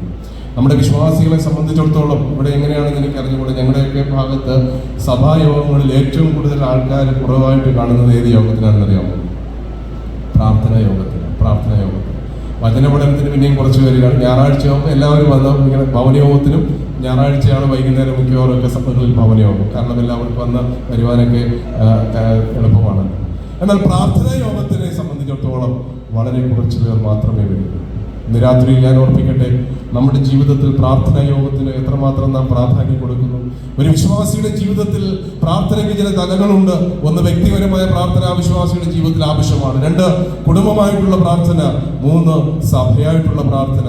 ഇത് 3ഉം വളരെ പ്രാധാന്യമുള്ളതാണ്. ഞാൻ വീട്ടിലിരുന്ന് പ്രാർത്ഥിച്ചുകൊള്ളാം, ദൈവം കേൾക്കും, സഭയിൽ വരേണ്ട എന്നുള്ള ചിന്ത ആരെങ്കിലും വെച്ച് പുലർത്തുന്നുവെങ്കിൽ ഇന്ന് രാത്രിയിൽ അത് തിരുത്തപ്പെടേണ്ടതാണ്. സഭയുടെ പ്രാർത്ഥനയ്ക്കായിട്ട് കൂടി വരണം. വ്യക്തിപരമായി നാം പ്രാർത്ഥിക്കണം. അത് മാത്രമല്ല, അതേ കുടുംബമായും ദൈവസന്നിധിയിൽ നാം പ്രാർത്ഥിക്കേണ്ടത് ആവശ്യമാണ്. ഒരു വസ്തുത കൂടെ ആ ബന്ധത്തിൽ ഞാൻ ഓർപ്പിക്കട്ടെ, നമുക്ക് ഏതൊരു കാലഘട്ടത്തിലും ഏതൊരു സാഹചര്യത്തിലും ചെയ്യുവാൻ കഴിയുന്ന ഒരു ഫലവത്തരമായ കാര്യമാണ് പ്രാർത്ഥന എന്ന് പറയുന്നത്. ഒരുപക്ഷെ നാളുകൾ കഴിയുമ്പോൾ കർത്താവിന്റെ വരവ് താമസിച്ചാൽ നമുക്കൊരുപക്ഷെ യോഗത്തിന് വന്ന് സംബന്ധിക്കുവാൻ കഴിഞ്ഞെന്ന് വരികയില്ല, വന്നിരിക്കുവാൻ കഴിഞ്ഞെന്ന് വരികയില്ല, ഒരുപക്ഷെ പറയുന്ന വചനങ്ങൾ കേൾക്കുവാൻ കഴിഞ്ഞെന്ന് വരികയില്ല. നമ്മുടെ കാതുകൾക്ക് പരിമിതി ഉണ്ടാകും, കാഴ്ചകൾക്ക് പരിമിതി ഉണ്ടാകും. ഒരുപക്ഷെ എഴുന്നേറ്റ് നിൽക്കുവാൻ പോലും കഴിയാത്ത സാഹചര്യം ഉണ്ടായിരിക്കും. പോയി ദൈവത്തെ ഒന്ന് ആരാധിക്കണം, കൂട്ടായ്മയിൽ സംബന്ധിക്കണം, ദൈവമക്കളെ കാണണമെന്ന് അതിയായ വാഞ്ചയുണ്ടെങ്കിൽ ഒരുപക്ഷെ അതിന് കഴിഞ്ഞു എന്ന് വരികയില്ല. പക്ഷേ ആ സാഹചര്യത്തിലും ഞാൻ ഓർപ്പിക്കട്ടെ, രോഗക്കിടക്കയിലാണെങ്കിൽ പോലും മറ്റൊന്നും ചെയ്യുവാൻ കഴിഞ്ഞില്ലെങ്കിലും ചെയ്യുവാൻ കഴിയുന്ന കാര്യമാണ് പ്രാർത്ഥന എന്ന് പറയുന്നത്. വായിച്ചിട്ടില്ലേ തിരുവഴുത്തിൽ പലരും പല സാഹചര്യത്തിൽ ആകാശത്തിനും ഭൂമിക്കും മധ്യേ കിടന്നുകൊണ്ട് കർത്താവും അതുപോലെ കള്ളനും പ്രാർത്ഥിച്ചുവെങ്കിൽ, കടലാനയുടെ വയറ്റിൽ കിടന്നുകൊണ്ട് യോന പ്രാർത്ഥിച്ചുവെങ്കിൽ, സിംഹത്തിന്റെ ഗുഹയിൽ കിടന്നുകൊണ്ട് ദാനിയേൽ പ്രാർത്ഥിച്ചുവെങ്കിൽ, പ്രിയപ്പെട്ടവരെ കാരാഗൃഹത്തിൽ കിടന്നുകൊണ്ട് പത്രോസും അപ്പോസ്തലന്മാരും പ്രാർത്ഥിച്ചു എന്ന് വരികിൽ, ഞാൻ ഓർപ്പിക്കട്ടെ, ഏതൊരു സാഹചര്യത്തിലും ഏത് സ്ഥലത്ത് നിന്നുകൊണ്ട് നമുക്ക് ചെയ്യാൻ കഴിയുന്ന ഒരു കാര്യമാണ് പ്രാർത്ഥന എന്ന് പറയുന്നത്. അതുകൊണ്ട് നമ്മുടെ തലമുറകളെ ഓർത്ത് നമുക്ക് പ്രാർത്ഥിക്കാം. നമ്മുടെ ജീവിതത്തിൽ വളർന്നു വരുന്ന നമ്മുടെ തലമുറകളെ ഓർത്തൊക്കെ പ്രാർത്ഥിക്കും. ഇവിടെ ധാരാളം അമ്മമാരും സഹോദരിമാരും ഇരിപ്പുണ്ട്. എൻ്റെ പ്രിയപ്പെട്ടവരെ, ഞാൻ ഈ നിലയിൽ ഈ വിശ്വാസത്തിലേക്ക് വരുവാൻ എൻ്റെ അമ്മ ദീർഘ 16 വർഷം എനിക്ക് വേണ്ടി പ്രാർത്ഥിക്കുമായിരുന്നു. രാത്രിയിൽ സിനിമയൊക്കെ കണ്ട് രാത്രിയിൽ വരുമ്പോൾ കാണുന്ന കാഴ്ച എന്ന് പറയുന്നത് അമ്മ മുട്ടുമേൽ നിന്ന് ദൈവത്തോട് നിലവിളിക്കുന്നതാണ്. കാരണം അമ്മയ്ക്ക് എപ്പോഴും ഭയമായിരുന്നു. ഒരിക്കലും ലോകത്തിൻ്റെതായ വഴിയിൽ പോകാതെ ജീവിതത്തിൽ സമാധാനത്തിന്റെ പാതയിലേക്ക് മടങ്ങി വരണമെന്നുള്ള ഒരു വലിയ ആഗ്രഹത്തോടുകൂടെ എൻ്റെ മാതാവ് എനിക്ക് വേണ്ടി പ്രാർത്ഥിച്ചു. മഹാനായ ദൈവദാസൻ മാർട്ടിൻ ലൂഥർ ഒരിക്കൽ ഇങ്ങനെ പറഞ്ഞു, പ്രാർത്ഥിക്കുന്ന മാതാക്കളുടെ കയ്യിൽ നിന്ന് തൻ്റെ മക്കളെ പിടിച്ചു പറിക്കുവാൻ പിശാചിനൊരിക്കലും കഴിയുകയില്ല. പ്രാർത്ഥിക്കുന്നുണ്ടോ മക്കളെ ഓർത്ത്? കർത്താവ് പറഞ്ഞില്ലേ, എന്നെ ചൊല്ലി കരയേണ്ട, നിങ്ങളെ ചൊല്ലി നിങ്ങളുടെ മക്കളെ ചൊല്ലി കരയുക എന്നാണ്. സീരിയലിന്റെ മുൻപാകെ, റിയാലിറ്റി ഷോയുടെ മുമ്പാകെയൊക്കെ ഇരുന്ന് കണ്ണുനീര് പൊഴിക്കുവാൻ പലരും അതേ കണ്ണുനീർ മാറ്റിവെക്കാറുണ്ട്. പക്ഷേ തലമുറകൾക്ക് വേണ്ടി കരയുവാൻ കഴിയുന്നുണ്ടോ? തലമുറകൾക്ക് വേണ്ടി പ്രാർത്ഥിക്കുവാൻ കഴിയുന്നുണ്ടോ? പ്രിയപ്പെട്ടവരെ, നമ്മുടെ ജീവിതം നമ്മൾ ആർക്ക് വേണ്ടിയാണ് ഇങ്ങനെ അധ്വാനിക്കുന്നത്, ഓടുന്നത്? ഇതെല്ലാം നമ്മുടെ തലമുറകൾക്ക് വേണ്ടിയാണ്. കഴിഞ്ഞ ദിവസം പ്രിയ വിസന്നങ്ങളോട് ഞാൻ പറഞ്ഞു, നമ്മുടെ മക്കൾ പരാജയപ്പെട്ടാൽ അതിൻ്റെ അർത്ഥം നമ്മളും പരാജയപ്പെട്ടു എന്നാണ്. നമ്മുടെ മക്കൾ വിജയിച്ചാൽ അതിൻ്റെ അർത്ഥം നമ്മളും വിജയിച്ചു. എനിക്കിപ്പോഴും പറയാൻ കഴിയില്ല ഞാൻ വിജയിച്ചു എന്ന് 100%. എൻ്റെ മക്കളും വിജയിക്കുന്നവരായി തീരണം. അവരിപ്പോൾ പഠിച്ചുകൊണ്ടിരിക്കുന്നു. ഞാൻ പറഞ്ഞത് ഭൗതികപരമായ കാര്യമല്ല. അവർ രണ്ടുപേരും രക്ഷിക്കപ്പെട്ടു. ഒരാൾ സ്നാനപ്പെട്ടില്ല, മറ്റൊരാൾ സ്നാനപ്പെട്ട് സഭയുടെ കാര്യങ്ങളൊക്കെ കൂടെ ചെയ്യുന്നു മകൻ. പക്ഷെ ഞാൻ പറയട്ടെ, ഒരു ആത്മീയ ജീവിതം ചെയ്യുമ്പോൾ അവർ വിജയിച്ചാൽ മാത്രമേ എനിക്ക് പറയുവാൻ കഴിയുള്ളൂ, ഞാൻ എൻ്റെ ജീവിതം വിജയിച്ചു. നമ്മുടെ മക്കൾ പരാജയപ്പെട്ടാൽ അതിൻ്റെ അർത്ഥം നമ്മളും പരാജയപ്പെട്ടുകൊണ്ടാണ്. ഞാനത് ഈ സന്ദർഭവശാൽ പറഞ്ഞു എന്നുള്ളൂ. നമ്മുടെ തലമുറകളെ ഓർത്ത് നമുക്ക് കരയാം, നമ്മുടെ മക്കളെ ഓർത്ത് നമുക്ക് കരയാം. നമ്മുടെ മക്കളൊക്കെ ഉണ്ടല്ലോ, ഈ നമ്മൾ വളർത്തുന്ന മക്കളൊക്കെ ഉണ്ടല്ലോ, അഭിനയിക്കാൻ വലിയ മിടുക്കരാണ്. നമ്മുടെ മുമ്പ് എന്തോരം ഭക്തിയോട് അഭിനയിക്കുന്നറിയാമോ? സഭയിൽ വന്നെന്തോരം അനുസരണത്തോടെ ഇരിക്കുന്നറിയാമോ? അഭിനയത്തിൽ ഓസ്കാർ അവാർഡ് കൊടുക്കേണ്ടവരായിട്ടുള്ള മനസ്സിലായി. ഒന്ന് പുറത്തിറങ്ങിക്കഴിഞ്ഞാൽ ഇവരുടെ രൂപം, ഇവരുടെ ഭാവം, ഇവരുടെ സംസാരമൊക്കെ ഒന്ന് കേട്ട് കഴിഞ്ഞാൽ ഇവനാണോ സഭയിൽ ഇങ്ങനെ ഇരുന്നവരെന്ന് നമ്മൾ ചിന്തിച്ചു പോകും. അപ്പോൾ ഞാൻ പറയട്ടെ, നമ്മുടെ കുഞ്ഞുങ്ങളെ ഓർത്ത് കരയണം, കുഞ്ഞുങ്ങളെ ഓർത്ത് പ്രാർത്ഥിക്കണം. വെറുതെ സമയം പോക്കാതെ ഒരല്പസമയം കുഞ്ഞുങ്ങൾക്ക് വേണ്ടി പ്രാർത്ഥിക്കുവാൻ നമ്മൾ മനസ്സ് കാണിച്ചാൽ ആ പ്രാർത്ഥനയുടെ ഫലം ഇന്നല്ലെങ്കിൽ നാളെ നമുക്ക് അനുഭവിക്കുവാനായിട്ട് സാധിക്കും എന്നുള്ളത് ഒരു യാഥാർത്ഥ്യമാണ്. ഞാൻ ആ വിഷയം അതിനോട് സന്ദർഭവശാൽ ദൈവാത്മാവ് എനിക്ക് തന്നതുകൊണ്ട് ഞാനത് പറഞ്ഞു പോയി എന്നുള്ളത്. ദൈവം നമ്മെ സഹായിക്കട്ടെ. ആ അടുത്ത ഭാഗത്തിലേക്ക് നമുക്ക് കടന്നു വരാം. ഈ ബോബസിന്റെ വയലിനെ കുറിച്ച് നമ്മൾ ചിന്തിച്ചുവല്ലോ. അടുത്ത ഭാഗത്തിലേക്ക് നാം കടന്നു വരുമ്പോൾ രൂത്തിന്റെ വിവാഹം 4-ാം അധ്യായത്തിൽ നമ്മൾ കാണുകയാണ്. രൂത്തിന്റെ വിവാഹം ഒരു സ്ത്രീയെ സംബന്ധിച്ചിടത്തോളം അവളുടെ ജീവിതം ഏറ്റവും അർത്ഥപൂർണമാക്കി തീർക്കുന്നത് ഒരു വിവാഹവും ഒരു നല്ല കുടുംബ ജീവിതത്തിലേക്ക് അവൾ പ്രവേശിക്കുമ്പോഴാണ്. ഇന്ന് നമുക്കറിയാം, വിവാഹത്തിൽ നിന്നും വളരെ പ്രാധാന്യം കൊടുക്കാത്ത ഒരു കാലഘട്ടത്തിലാണ് നമ്മൾ ജീവിക്കുന്നത്. വേണമെങ്കിൽ ലിവിങ് ടുഗദറായിട്ട് ജീവിക്കാം, പക്ഷേ വിവാഹമൊന്നും വേണ്ട, സിംഗിളായിട്ട് ജീവിക്കുക. എന്തുകൊണ്ടോ വിശ്വാസികളുടെ ഇടയിലും അങ്ങനെയുള്ള ഒരു തെറ്റായ ചിന്ത കടന്നു വരുന്നു. ഞാൻ ചോദിക്കട്ടെ പ്രിയപ്പെട്ടവരെ, ഈ വിവാഹം എന്ന് പറയുന്നത് ഏതെങ്കിലും ഒരു മാനുഷിക ബുദ്ധിയിൽ ഉദിച്ചു വന്ന കാര്യമാണോ? അല്ല. അനാദിയായ ദൈവം നിത്യതയിൽ തന്റെ പദ്ധതി പ്രകാരം രൂപപ്പെടുത്തിയ ഒരു സംവിധാനമാണ് വിവാഹം എന്ന് പറയുന്നത്. അത് വിശുദ്ധമായ കാര്യമാണ്. അതിനെ അശുദ്ധമായി കാണുവാനായിട്ട് പാടില്ല, അതിനെ മലിനീകരിക്കുവാനായിട്ട് പാടില്ല. അത് ഏറ്റവും പ്രാധാന്യത്തോടുകൂടെ നാം കാണേണ്ടുന്ന കാര്യമാണ്. ഒരു സ്ത്രീയെ സംബന്ധിച്ചിടത്തോളം അവളുടെ ജീവിതം പൂർണ്ണമാകുന്നത് ഒരു കുടുംബ ജീവിതത്തിലേക്ക് പ്രവേശിക്കുമ്പോൾ, അവൾക്കൊരു തലമുറ ലഭിക്കുമ്പോൾ, അവളൊരു ഭർതൃമതിയായി ഒരു മാതാവായിട്ട് അവളൊരു കുടുംബത്തിൽ ജീവിക്കുമ്പോൾ അവളുടെ ജീവിതം ആ നിലയിൽ പൂർണ്ണമായി തീരുന്നു. രൂത്തിനെ സംബന്ധിച്ചിടത്തോളം അങ്ങനെ ഒരു ഭാഗ്യ പദവിയിലേക്ക് അവൾ വരുന്നതായിട്ട് നമുക്ക് കാണുവാനായിട്ട് കഴിയും. എന്നാൽ രൂത്തിനോടുള്ള ബന്ധത്തിൽ ഒരു ഭാര്യയ്ക്ക് വേണ്ടുന്ന നിരവധിയായ യോഗ്യതകൾ ഈ രൂത്തിൽ നമുക്ക് കാണുവാനായിട്ട് കഴിയും. ഇവിടെയുള്ള സഹോദരിമാരോടുള്ള ബന്ധത്തിൽ, അപ്പോൾ തന്നെ സഹോദരന്മാരോടുള്ള ബന്ധത്തിൽ വളരെ ചിന്തിക്കേണ്ടുന്ന കാര്യമാണ്. നമ്മുടെയൊക്കെ കുടുംബജീവിതത്തിന് എത്രമാത്രം പ്രാധാന്യം, അല്ലെങ്കിൽ നമ്മുടെ കുടുംബജീവിതം എങ്ങനെയിരിക്കും? ഒരു എഴുത്തുകാരൻ ഒരിക്കൽ ഇപ്രകാരം പറയുകയുണ്ടായി, കുടുംബജീവിതത്തിൽ 5 നിലയിലുള്ള ജീവിതം ചെയ്യാമെന്നാണ്. 5 നിലയിലുള്ള ജീവിതം. എന്താണ് 5 നിലയിലുള്ള ജീവിതം? 1, അറിഞ്ഞ് ജീവിക്കാം. എങ്ങനെ ജീവിക്കാം? അറിഞ്ഞ് ജീവിക്കാം. മറ്റൊന്ന്, അനുഭവിച്ച് ജീവിക്കാം. ചിലർ അറിഞ്ഞ് ജീവിക്കുന്നു, ചിലർ അനുഭവിച്ച് ജീവിക്കുന്നു. ചിലരാണെങ്കിൽ എന്ത് ചെയ്യുന്നു? അഡ്ജസ്റ്റ് ചെയ്ത് ജീവിക്കുന്നു. ഒരു അഡ്ജസ്റ്റ്മെന്റ് അല്ല, അല്ലേ? എങ്ങനെ പോകുന്നു? അങ്ങനെ തന്നെ എന്നൊക്കെയുള്ള ആ എന്നുള്ള വാക്കിൽ തന്നെ നമുക്കറിയാം, അറിഞ്ഞ് ജീവിക്കുന്നില്ല, അനുഭവിച്ച് ജീവിക്കുന്നില്ല, അഡ്ജസ്റ്റ് ചെയ്ത് ജീവിക്കുന്നു, അല്ലേ? മറ്റു ചിലരാകട്ടെ അകന്ന് ജീവിക്കുകയാണ്, അകന്ന് ജീവിക്കുക. പുറമേ കാണുമ്പോൾ അടുപ്പമെന്ന് തോന്നും, പക്ഷേ അകന്നാണ് അവൾ ജീവിക്കുന്നത്. മറ്റു ചിലരാകട്ടെ അഭിനയിച്ച് ജീവിക്കുക. കുടുംബജീവിതത്തിൽ ഈ നിലയിലൊക്കെ നമുക്ക് ജീവിക്കാം. അഭിനയിച്ച് ജീവിക്കാം, അകന്ന് ജീവിക്കാം, അഡ്ജസ്റ്റ് ചെയ്ത് ജീവിക്കാം, അനുഭവിച്ച് ജീവിക്കാം, അറിഞ്ഞ് ജീവിക്കാം. പക്ഷെ ദൈവം ആഗ്രഹിക്കുന്ന ഏത് കാര്യമാണ്? എനിക്ക് ദൈവം ഭാര്യയെ തന്നിട്ടുണ്ടെങ്കിൽ, എനിക്ക് ദൈവം ഭർത്താവിനെ തന്നിട്ടുണ്ടെങ്കിൽ അറിഞ്ഞ് ജീവിക്കണം, അനുഭവിച്ച് ജീവിക്കണം. അഡ്ജസ്റ്റ് അല്ല, അഭിനയിച്ചല്ല, അകന്നല്ല ജീവിക്കേണ്ടത്, അറിഞ്ഞും അനുഭവിച്ച് ജീവിക്കുവാനായിട്ട് ശ്രമിക്കണം. അതാണ് ദൈവം ആഗ്രഹിക്കുന്നത്. അപ്പോൾ കുടുംബജീവിതത്തിന്റെ പ്രാധാന്യം ഇന്ന് പലയിടങ്ങളിലും നഷ്ടപ്പെട്ടുകൊണ്ടിരിക്കുന്നതായിട്ട് നമുക്ക് കാണുവാനായിട്ട് കഴിയും. ജാതികളുടെ ഇടയിൽ നടക്കുന്ന, മറ്റ് നാമധേയ വിഭാഗങ്ങളുടെ ഇടയിൽ നടക്കുന്ന വിവാഹമോചനം പോലും ഇന്ന് വിശ്വാസികളുടെ ഇടയിൽ സർവ്വസാധാരണമായി കൊണ്ടിരിക്കുന്ന ഒരു കാലഘട്ടത്തിലാണ് നാം ജീവിച്ചുകൊണ്ടിരിക്കുന്നത്. വിട്ടുവീഴ്ച മനോഭാവമില്ലാതെ ദൈവകൃപയിൽ നിന്ന് വ്യതിചലിച്ച ദൈവദാസന്മാർക്കും ദൈവസഭയ്ക്കും തലവേദനയായി ഇത്രയും കുടുംബ ബന്ധങ്ങൾ ശിഥിലമായി കൊണ്ടിരിക്കുന്നതായിട്ട് നമുക്ക് കാണുവാനായിട്ട് കഴിയും. പ്രിയപ്പെട്ടവരെ, ഇവിടെ രൂത്തിന്റെ ജീവിതത്തെക്കുറിച്ച് നാം ഒന്ന് ചിന്തിക്കുമ്പോൾ, രൂത്തിന്റെ ജീവിതത്തിൽ ഒരു ഭാര്യയ്ക്ക് വേണ്ടുന്ന എല്ലാ യോഗ്യതകളും രൂത്തിൽ ഉണ്ടായിരുന്നതായിട്ട് വചനം വളരെ വ്യക്തമായിട്ട് നമ്മെ പഠിപ്പിക്കുകയാണ്. എന്താണ് രൂത്തിലുണ്ടായിരുന്ന ചില യോഗ്യതകൾ? ഒന്ന്, അതിന്റെ 2-ാം അധ്യായം 12-ാമത്തെ വാക്യം നമ്മൾ വായിക്കുമ്പോൾ, ഒരു ഭാര്യ എന്നുള്ള നിലയിൽ രൂത്തിന് വേണ്ടുന്ന യോഗ്യതയിൽ ഒന്ന് ദൈവത്തിലുള്ള വിശ്വാസവും ദൈവത്തിലുള്ള ആശ്രയവുമാണ്. കേട്ടോ, ഒരു ഭാര്യയ്ക്ക് വേണ്ടുന്ന ഏറ്റവും വലിയ യോഗ്യത എന്ന് പറയുന്നത് ദൈവത്തിലുള്ള ആശ്രയം, ദൈവത്തിലുള്ള വിശ്വാസം. സാമർഥ്യമുള്ള ഭാര്യ ആർക്ക് കിട്ടും? ഞാൻ ചോദിക്കുകയാണ്, എന്താ സാമർഥ്യം? ഇന്ദിരാഗാന്ധിയെ പോലെ രാജ്യം ഭരിക്കുന്നതല്ല സാമർഥ്യം ഒരു വിശ്വാസിയെ സംബന്ധിച്ചിടത്തോളം. ചാൻസലർ റാണിയെ പോലെ കുതിരപ്പുറത്ത് കയറുന്നതല്ല സാമർഥ്യം എന്ന് പറയുന്നത്. എന്റെ പ്രിയപ്പെട്ടവരെ, എന്താ സാമർഥ്യം? അവിടെ തന്നെ എഴുതി വെച്ചിട്ടുണ്ട്, യഹോവ ഭക്തിയുള്ള സ്ത്രീ പ്രശംസിക്കപ്പെടും. ദൈവത്തിൽ ആശ്രയമുള്ള, ദൈവഭക്തിയുള്ള സ്ത്രീകൾ പ്രശംസിക്കപ്പെടുമെന്നാണ് നമ്മൾ വായിക്കുന്നത്. അങ്ങനെ എത്രയോ അനുകരിക്കുവാൻ കൊള്ളാവുന്ന അനേക സ്ത്രീരത്നങ്ങളെ തിരുവഴുത്തിൽ നമുക്ക് കാണുവാനായിട്ട് കഴിയും. അപ്പോൾ രൂത്തിനെ കുറിച്ച് പറയുന്നത്, ഇസ്രായേലിന്റെ ദൈവത്തിന്റെ ചിറകിന്റെ മറവിൽ ആശ്രയിച്ചു വന്ന നിന്നെ ദൈവം അനുഗ്രഹിക്കട്ടെ. ചിറകിന്റെ നിഴലിൽ, ദൈവത്തിന്റെ ചിറകിന്റെ മറവിലാണ് അവൾ ആശ്രയിച്ചു വന്നത്. അവൾ പ്രത്യക്ഷമായി അമ്മയോടൊപ്പമാണ് വന്നതെന്ന് വരികിലും അവൾ ദൈവത്തിൽ വിശ്വസിച്ചു. കാരണം അവൾക്ക് മനസ്സിലായി, മോവാബിലെ ദൈവങ്ങൾ അവൾക്ക് സമ്മാനിച്ചത് 3 ശവക്കുഴികളാണ്. അവളുടെ ഭർത്താവിനെയും ആ ഭർത്താവിന്റെ സഹോദരനെയും അമ്മാവനെയും കവർന്നെടുത്തപ്പോൾ ആ ദൈവങ്ങൾക്കൊന്നും ചെയ്യുവാൻ കഴിഞ്ഞില്ല.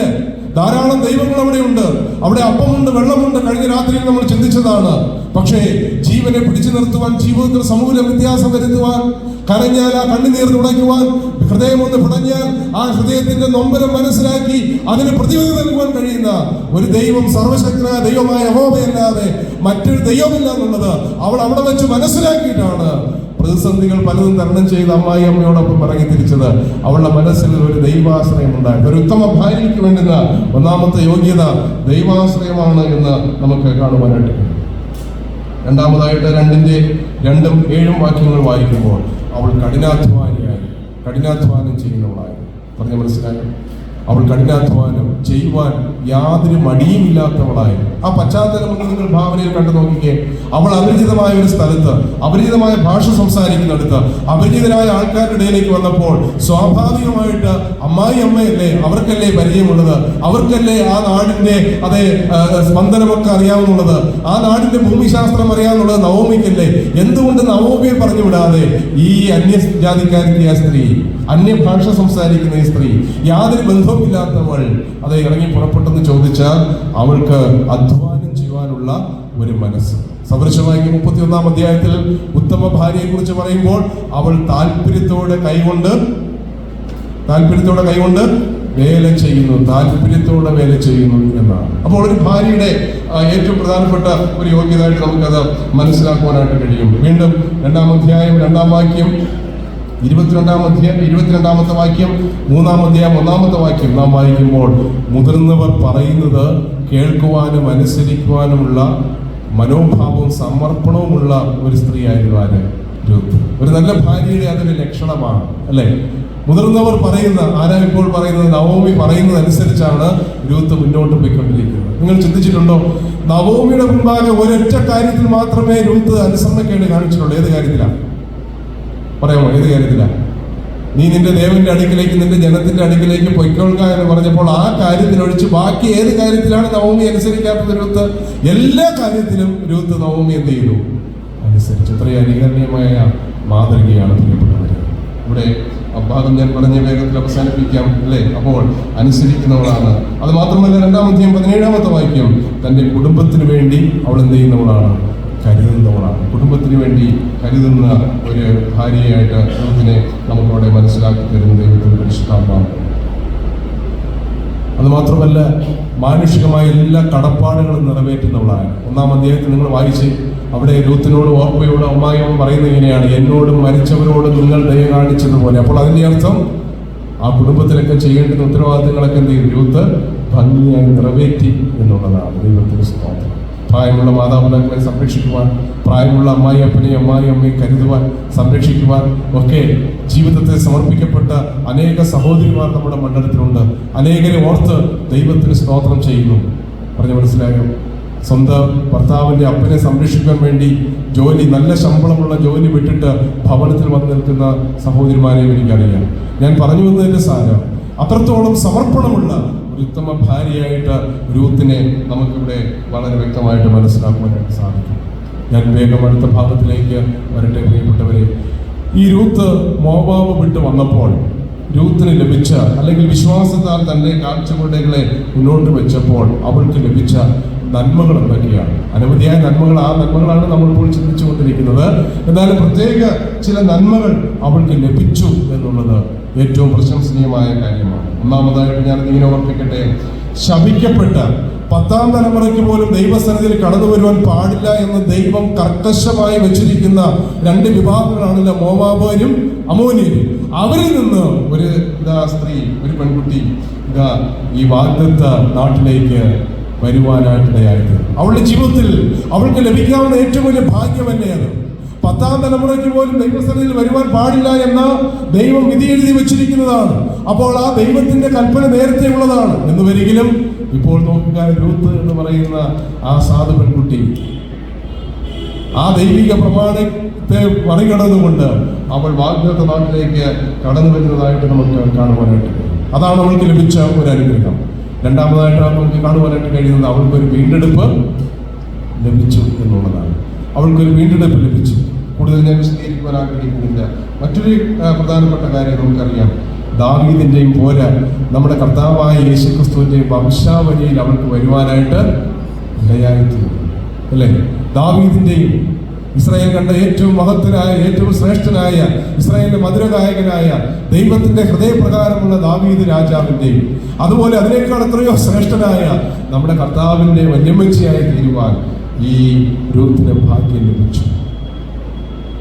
ഓർപ്പയെ കുറിച്ച് നമ്മൾ കണ്ടതാണ്. 1-ാം അധ്യായത്തോടുകൂടെ അവളുടെ പേര് എന്നേക്കുമായിട്ട് വിസ്മൃതിയിൽ ആണ്ടുപോയി. അവളുടെ പേര് ആരും ഓർക്കുന്നില്ല. ഈ രൂത്തിന്റെ പുസ്തകം പഠിക്കുമ്പോൾ, വായിക്കുമ്പോൾ മാത്രമേ ഓർപ്പയെ കുറിച്ച് നമ്മൾ ഓർക്കാറുള്ളൂ. പിന്നെ ഒരിടത്ത് വേദപുസ്തകത്തിൽ അവളെ കാണുവാനായിട്ട് കഴിയുന്നില്ല. പക്ഷേ രൂത്തിന്റെ പേര് ആവർത്തിച്ച് നമുക്ക് കാണുവാനായിട്ട് കഴിയുന്നുണ്ട്. വിശ്വാസവീരന്മാരുടെ പട്ടികയിലും അതിന്റെ ചെറിയ കാര്യങ്ങളൊക്കെ നമുക്ക് കാണുവാനായിട്ട് കഴിയുന്നുണ്ട്. നമ്മുടെ കർത്താവായ യേശുക്രിസ്തുവിന്റെ വംശാവലിയിൽ യേശുക്രിസ്തുവിന്റെ ഗ്രേറ്റ് ഗ്രാൻഡ് മദറായി, വല്യമ്മച്ചിയായി രൂത്ത് തീരുന്നതായിട്ട് നമുക്ക് കാണുവാനായിട്ട് കഴിയും. ആ വംശാവലിയിൽ അവളുടെ പേരും ചേർക്കപ്പെട്ടു എന്നുള്ളത് എത്രയോ ശ്രേഷ്ഠമേറിയ കാര്യമാണ്. ഏറ്റവും ഒടുവിലായി ഈ പുസ്തകത്തിന്റെ അവസാന ഭാഗത്തിലേക്ക് നാം കടന്നു വരുമ്പോൾ അതിന്റെ 1-ാം അധ്യായത്തിലേക്ക് നാം ഒന്ന് പോകേണ്ടിയിരിക്കുന്നു. ഈ പുസ്തകത്തിന്റെ അവസാനത്തെ ഒരു പ്രധാനപ്പെട്ട സന്ദേശം ഒന്ന് ഓർപ്പിക്കുവാൻ വേണ്ടിയാണ്. അതുകൂടെ പറഞ്ഞതിന്റെ വാക്കുകൾ ഞാൻ അവസാനിപ്പിക്കുവാൻ ആഗ്രഹിക്കുകയാണ്. 1-ാം അധ്യായം 19 മുതൽ 22 വരെയുള്ള വാക്യങ്ങൾ ഒന്ന് വായിക്കാം. ആർക്കെങ്കിലും ഒരാൾക്കൊന്ന് വായിക്കാം. 1-ാം അധ്യായം 19 മുതൽ 22 വരെയുള്ള വാക്യങ്ങൾ. അങ്ങനെ അവർ രണ്ടുപേരും ബത്ലഹേം വരെ നടന്നു. അവർ ബത്ലഹേമിലെത്തിയപ്പോൾ പട്ടണം മുഴുവനും അവരുടെ നിമിത്തം ഇളകി. ഇവൾ നവോമിയോ എന്ന് സ്ത്രീജനം പറഞ്ഞു. അവൾ അവരോട് പറഞ്ഞത്, നവോമി എന്നല്ല, മാറ എന്ന് എന്നെ വിളിപ്പിൻ. സർവശക്തൻ എന്നോട് ഏറ്റവും കൈപ്പായുള്ളത് പ്രവർത്തിച്ചിരിക്കുന്നു. നിറഞ്ഞവളായി ഞാൻ പോയി, ഒഴിഞ്ഞവളായി യഹോവനെ മടക്കി വരുത്തിയിരിക്കുന്നു. യഹോവ എനിക്ക് വിരോധമായി സാക്ഷീകരിക്കുകയും സർവശക്തൻ എന്നെ ദുഃഖിപ്പിക്കുകയും ചെയ്തിരിക്കെ നിങ്ങൾ എന്നെ നവോമി എന്ന് വിളിക്കുന്നത് എന്ത്? ഇങ്ങനെ നവോമി മോവാബ് ദേശത്തു കൂടെ പോന്ന മരുമകൾ രൂത്ത് എന്ന മോവാബ് സ്ത്രീയുമായി മടങ്ങി വന്നു. ഇവിടെ വാഗ്ദത്ത നാട്ടിലേക്ക് വന്ന നവോമി തൻ്റെ പഴയ സ്നേഹിതരും ചാർച്ചക്കാരുമൊക്കെ തൻ്റെ ചുറ്റും കൂടിയപ്പോൾ അവരോട് പ്രസ്താവിക്കുന്ന ചില പ്രസ്താവനകളാണ് നമ്മൾ വായിച്ചു കേട്ടത്. മോവാബിൽ വെച്ച് നവോമി പറയുന്ന വാക്കുകൾ നമ്മൾ കേട്ടു. തൻ്റെ മരുമക്കളെ ഈ വാഗ്ദത്ത നാട്ടിൽ വരാതിരിക്കാൻ വേണ്ടി അവരെ പിന്തിരിപ്പിക്കുന്ന വാക്കുകളാണ് നവോമി പറഞ്ഞത്. കഴിഞ്ഞ രാത്രി നമ്മളത് ചിന്തിച്ചു. ഒന്നുകിൽ നമുക്ക് അനുഗ്രഹത്തിന്റെ വ്യക്താക്കളായിരിക്കാൻ സാധിക്കും, അല്ലെങ്കിൽ മറ്റുള്ളവരെ ശാപത്തിലേക്ക് തള്ളിവിടുന്നവരായിരിക്കാനായിട്ട് സാധിക്കും. പോകട്ടെ, ഇവിടെ ഇതാ മരുമകളുമായിട്ട് കടന്നു വന്ന വാഗ്ദത്ത നാട്ടിലേക്ക് കാലുകുത്തിയപ്പോൾ അവളെ സ്വീകരിക്കുവാൻ വന്ന അവളുടെ ബന്ധുക്കളും ചാർച്ചക്കാരുടെ മുൻപാകെ നിന്ന് അവൾ പറഞ്ഞ വാക്കുകൾ ദൈവത്തിനെതിരെ പറഞ്ഞ ചില വാക്കുകളാണ്. അത് അല്പസമയം നമ്മളൊന്ന് ചിന്തിക്കേണ്ടത് ആവശ്യമാണ്. അവൾ ദൈവത്തിനെതിരെ ഒരു കുറ്റപത്രം അവിടെ പ്രഖ്യാപിക്കുകയാണ്. അതാണ് ഞാൻ പറയുവാൻ ആഗ്രഹിക്കുന്നത്. ദൈവത്തിനെതിരെയുള്ള കുറ്റപത്രം. അവൾ അങ്ങനെ കുറ്റപത്രം ദൈവത്തിനെതിരെ പറയുവാനുള്ള കാരണം എന്താണെന്ന് അവിടെ പറയുന്നില്ല. എബ്രായ ലേഖനത്തിൽ ദൈവത്തിന്റെ ആത്മാവ് രേഖപ്പെടുത്തിയിട്ടുണ്ട്. ഈ വിഷയത്തിലല്ല എങ്കിലും ഞാൻ ഇങ്ങനെ പറയട്ടെ, സഹോദരന്മാരെ, ജീവനുള്ള ദൈവത്തെ തിരിച്ചു കളയുവാനുള്ള അവിശ്വാസമുള്ള ദുഷ്ടഹൃദയം നിങ്ങളിൽ ഉണ്ടാകാതിരിക്കാൻ സൂക്ഷിച്ചുകൊള്ളുക എന്നൊരു മുന്നറിയിപ്പാണ് അവിടെ പറയുന്നത്. ഈ നവോമിയുടെ ഹൃദയം ഇപ്പോൾ നമ്മൾ പരിശോധിച്ചാൽ അവളുടെ ഹൃദയം നിറയെ അവിശ്വാസം കൊണ്ട് നിമിടമായിരിക്കുകയാണ്. അവിശ്വാസം കൊണ്ട് ദുഷ്ടത ബാധിച്ചിരിക്കുന്ന ഹൃദയത്തിൽ നിന്നുള്ള വാക്കുകളാണ് അവൾ പ്രഖ്യാപിക്കുന്നത്. ദൈവത്തിനെതിരെ അവൾ പറയുന്ന കുറ്റപത്രം ഒന്ന് നോക്കുക. പ്രധാനപ്പെട്ട ചില കാര്യങ്ങൾ പറയുകയാണ്. അവൾ പറയുകയാണ്, സന്തോഷമായിരുന്ന എന്നെ ദൈവം മാറയുടെ അനുഭവമാക്കി മാറ്റി. അങ്ങനെയല്ലേ അവിടെ വായിക്കുന്നത്. സന്തോഷമായി ജീവിച്ചിരുന്ന എന്നെ ദൈവം മാറയുടെ അനുഭവമാക്കി മാറ്റി. തീർന്നില്ല, സർവശക്തൻ എന്നോട് കൈപ്പായിട്ടുള്ളത് പ്രവർത്തിച്ചു. സർവശക്തൻ എന്നോട് കൈപ്പായിട്ടുള്ളത് പ്രവർത്തിച്ചു. നിറഞ്ഞവളായി ജീവിച്ച, ആർക്കും ഒരു ഉപദ്രവമില്ലാതെ നിറഞ്ഞവളായി ജീവിച്ച എന്നെ ഈ ദൈവം എന്താക്കി മാറ്റി? ഒഴിഞ്ഞവളാക്കി മാറ്റി. അത് മാത്രമല്ല, യഹോവ എനിക്ക് വിരോധമായി സാക്ഷീകരിച്ചിരിക്കുന്നു. സർവശക്തൻ എന്നെ ദുഃഖിപ്പിച്ചു. ഇത് വാസ്തവമാണ്. ഇത് അവളുടെ കുറ്റപത്രമാണ് ദൈവത്തിനെതിരെ. ഇന്നിന്റെ വിശ്വാസികൾ തങ്ങളുടെ ജീവിതത്തിൽ ചില പ്രതിസന്ധികൾ കടന്നു വരുമ്പോൾ, ചില പ്രയാസങ്ങൾ കടന്നു വരുമ്പോൾ, ഒരുപക്ഷെ അവർ ആഗ്രഹിക്കുന്ന സമയത്ത് ആ പ്രശ്നത്തിന് പരിഹാരം കണ്ടെത്താതെ വരുമ്പോൾ അവർ ദൈവദാസന്മാരെ നോക്കി, ദൈവത്തെ നോക്കി, ദൈവസഭയെ നോക്കി കുറ്റപത്രങ്ങൾ പറയാറില്ലേ പ്രിയപ്പെട്ടവരെ? കുറ്റപത്രം അവതരിപ്പിക്കാറില്ലേ? അല്ലേ? ഇവിടെ നവോമി അങ്ങനെ ഒരു കുറ്റപത്രം പറയുകയാണ്. അങ്ങനെ ഒരു മനോഭാവമാണ് എന്നിലും നിങ്ങളിലുണ്ട് എങ്കിൽ ശ്രദ്ധിക്കുക. നമ്മുടെ ഹൃദയം എന്തായി തീർന്നു? ദുഷ്ടഹൃദയമായി തീർന്നു. അവിശ്വാസം കൊണ്ട് നിറഞ്ഞ കഠിന ഹൃദയമായി തീർന്നിരിക്കുന്നു എന്ന് നമുക്ക് മനസ്സിലാക്കുവാനായിട്ട് സാധിക്കും. വാസ്തവത്തിൽ ഇവൾ പറഞ്ഞ കാര്യത്തിൽ എന്തെങ്കിലും വാസ്തവമുണ്ടോ? ഇവളുടെ ജീവിതത്തിൽ ഈ സംഭവിക്കുവാൻ പാടില്ലാത്ത ചില കാര്യങ്ങൾ സംഭവിച്ചു എന്ന് വരികിലും സകലതും നന്മയ്ക്കായി കൂടി വ്യാപരിപ്പിക്കുന്ന ഒരു ദൈവമുണ്ടെന്നുള്ള കാര്യം അവൾ മറന്നിട്ടാണ് ഈ കാര്യങ്ങൾ പറയുന്നത്. എന്നാൽ അവൾക്ക് പിന്നീട് അത് തിരിച്ച് മനസ്സിലാക്കുവാനായിട്ട് കഴിഞ്ഞു. അതെങ്ങനെയാണ്? അവളുടെ ജീവിതത്തിൽ ഈ പ്രതിസന്ധിയുടെ നടുവിലും ദൈവം അവൾക്കായിട്ട് ചില നന്മകൾ കരുതി. അത് ഞാൻ ഒന്ന് പറയുവാൻ ആഗ്രഹിക്കുന്നു. അവളുടെ ജീവിതത്തിൽ ദൈവം ചെയ്ത നന്മ എന്താണെന്ന് അറിയാമോ? ഭർത്താവും തൻ്റെ 2 മക്കളും തൻ്റെ കൺമുമ്പിൽ മരിച്ചപ്പോഴും ദൈവം അവളെ മരണത്തിന് ഏൽപ്പിച്ചു കൊടുക്കാതെ ജീവനോടെ ശേഷിപ്പിച്ചു. അത് ഏറ്റവും ശ്രേഷ്ഠമായ കാര്യമല്ലേ? അവൾക്ക് പറയാമായിരുന്നില്ലേ, ഞാൻ ദൈവത്തിന് തെറ്റിപ്പോയപ്പോൾ, ഞാൻ ദൈവത്തിൽ നിന്ന് മാറിപ്പോയപ്പോൾ, ആരാധനയില്ലാത്ത, യാഗമില്ലാത്ത, യാഗപീഠമില്ലാത്ത വിഗ്രഹങ്ങളെ കൊണ്ട് നിമിടമായ ആ സ്ഥലത്തേക്ക് ഈ ആത്മീയ സമൃദ്ധി വിട്ട് ഇറങ്ങിപ്പോയപ്പോൾ ഞാനും മരിക്കേണ്ടതായിരുന്നു. പക്ഷെ എന്നെ ദൈവം എന്ത് ചെയ്തില്ല? എടുത്തില്ല. ദൈവം എന്നെ ഈ ഭൂമിയിൽ ശേഷിപ്പിച്ചു എന്ന് പറയാൻ അവൾക്ക് കഴിയുകയില്ലേ? പറയാൻ കഴിയുകയില്ല. പക്ഷെ അവളത് പറഞ്ഞില്ല, അവളത് കണ്ടില്ല. പലപ്പോഴും നിങ്ങളുടെ ജീവിതത്തിൽ കയ്പിന്റെ അനുഭവം, കയ്പ് കാണി നാം കുടിക്കുമ്പോഴും അതിന്റെ പിന്നിൽ ദൈവം മറച്ചു വെച്ചിരിക്കുന്ന മധുരത്തെ നമുക്ക് കാണുവാനായിട്ട് കഴിയുന്നില്ല എന്നുള്ളതാണ് സത്യം. പണ്ട് ഇസ്രായേൽ മക്കൾ മരുഭൂമിയിൽ നിന്ന് യാത്ര ചെയ്ത് വരുമ്പോൾ മാറ എന്ന സ്ഥലത്തെത്തിയപ്പോൾ വെള്ളം രുചിച്ചു നോക്കിയപ്പോൾ അത് കയ്പാണ്. അവർ മോശയ്ക്കെതിരെ പിറുപിറുത്തു, ദൈവത്തിനെതിരെ പിറുപിറുത്തു. ദൈവത്തോട് മോശ പ്രാർത്ഥിച്ചപ്പോൾ മോശയ്ക്ക് വേണ്ടി ഒരു വൃക്ഷം ദൈവം അവിടെ കാണിച്ചു കൊടുത്തു. ഞാൻ ചോദിക്കട്ടെ, വൃക്ഷത്തെ ദൈവം അപ്പോൾ സൃഷ്ടിച്ചതാണോ? അല്ല. ഞാനിതിങ്ങനെ എൻ്റെ ഒരു ചെറിയ പഠനത്തിൽ മനസ്സിലാക്കിയതാണ്. ആ കയ്പുള്ള വെള്ളത്തെ സൃഷ്ടിച്ചതാരാ? കയ്പും മധുരവും ഒക്കെ സൃഷ്ടിച്ചതാരാ? യശയ്യാവിന്റെ പുസ്തകം നമ്മൾ വായിക്കുന്നു. എല്ലാം സൃഷ്ടിക്കുന്നതാരാ? സർവശക്തനായ. രാത്രി ഞാൻ പറയട്ടെ, കയ്പുള്ള വെള്ളത്തെ സൃഷ്ടിച്ചപ്പോൾ തന്നെ അതിനെ മധുരമാക്കുവാൻ ദൈവം ഒരു വൃക്ഷവും അവിടെ എന്ത് ചെയ്തിട്ടുണ്ട്? കരുതിയിട്ടുണ്ട്. പക്ഷെ അത് കാണുവാനുള്ള കാഴ്ച ഇവർക്ക് ഇല്ലാതെ പോയി. എൻ്റെ പ്രിയപ്പെട്ടവരെ, എൻ്റെ നിങ്ങളുടെ ജീവിതത്തിൽ കൈപ്പേറിയ അനുഭവങ്ങൾ കടന്നു വരുമ്പോൾ അതിനെ മധുരമാക്കി തീർക്കുവാൻ ദൈവം പോം വഴികളും വരുത്തിയിട്ടുണ്ട്. കൊരിന്ത്യർ എന്താ പറയുന്നത്? പരീക്ഷകൾ നമുക്ക് വരുമ്പോൾ നമുക്ക് സഹിക്കാവുന്ന പരീക്ഷയാണ് ദൈവം നമുക്ക് തരുന്നത്. അതിനപ്പുറമായിട്ട് ദൈവം ഒന്നും തരികയില്ല. പരീക്ഷ അനുവദിക്കുമ്പോൾ തന്നെ അതിനുള്ള നീക്കുപോക്കുകൾ തരുവാനും നമ്മുടെ ദൈവം മതിയായവനാണ്. ദൈവത്തിന് സ്തോത്രം. നവോമിക്ക് തന്റെ മാറിൽ കൈവച്ചുകൊണ്ട് പറയാം, തന്റെ ചങ്കിൽ കൈവച്ചുകൊണ്ട് പറയാം, അല്ലയോ സഹോദരിമാരെ, സഹോദരന്മാരെ, ഞാൻ ചെയ്ത പാപത്തിന് ഞാൻ ദൈവത്തെ ഉപേക്ഷിച്ച് പോയപ്പോൾ ഞങ്ങൾ എല്ലാവരും കുടുംബമായിട്ട് ഈ ഭൂമിയിൽ നിന്ന് മാറ്റപ്പെടേണ്ടവരാണ്. എൻ്റെ ഭർത്താവും എൻ്റെ മക്കളും എൻ്റെ കൺമുമ്പിൽ നിന്ന് മാറ്റപ്പെട്ടു. പക്ഷേ എനിക്ക് ദൈവം ആയുസ് നൽകി, ദൈവം എനിക്ക് ആരോഗ്യം നൽകി. ദൈവത്തിന് സ്തോത്രം എന്ന് പറയുവാൻ കഴിയണമായിരുന്നു, അല്ലേ? അപ്പോൾ നോക്കുക, ഭർത്താവും മക്കളും മരിച്ചു മാറ്റപ്പെട്ടപ്പോൾ ദൈവം അവൾക്ക് ജീവിക്കുവാൻ അവസരം നൽകി എന്നുള്ളത് എത്രയോ ശ്രേഷ്ഠമായ കാര്യമാണ്. രണ്ടാമതായിട്ട്, അവൾ 10 വർഷം മുമ്പ് ഇവിടെ നിന്ന് പോയപ്പോൾ കണ്ട കാഴ്ച എന്താണ്?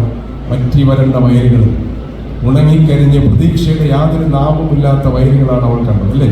കൃഷിയിടമില്ല, എല്ലാം വറ്റി വരണ്ട ക്ഷാമം കൊടുമ്പിരി കൊണ്ടിരിക്കുന്ന ഒരു സാഹചര്യത്തിലാണ് അവൾ പോയത്. പക്ഷെ മടങ്ങി വരുമ്പോൾ അവൾ കൺകുളിർക്കെ കാണുന്നത് എന്താണ്?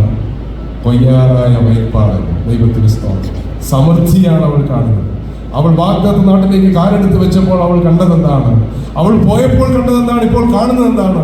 അവൾ പോയപ്പോൾ കണ്ടത് വറ്റി വരേണ്ട വയലുകളും ഉണങ്ങി വരിഞ്ഞ പുൽനാമ്പുകളുമാണ് അവൾ കണ്ടതെങ്കിൽ ദൈവത്തിന് സ്തോത്രം, ഇപ്പോൾ അവൾ കാണുന്നത് കൊയ്യുവാൻ ഭാഗമായി നിൽക്കുന്ന, കൊയ്യുവാൻ പാകത്തിന് അതേ കതിർമണികളാൽ നിറഞ്ഞ് നിമിടമായി നിൽക്കുന്ന അനുഗ്രഹത്തിന്റെ ഒരു കാഴ്ചയാണ് അവൾ കണ്ടത്. പക്ഷെ അവൾക്ക് അതിലേക്ക് ഒന്ന് ആഴ്ന്നിറങ്ങി ചിന്തിക്കുവാൻ അവൾക്ക് കഴിയാതെ പോയി. ദൈവത്തിന് സ്തോത്രം.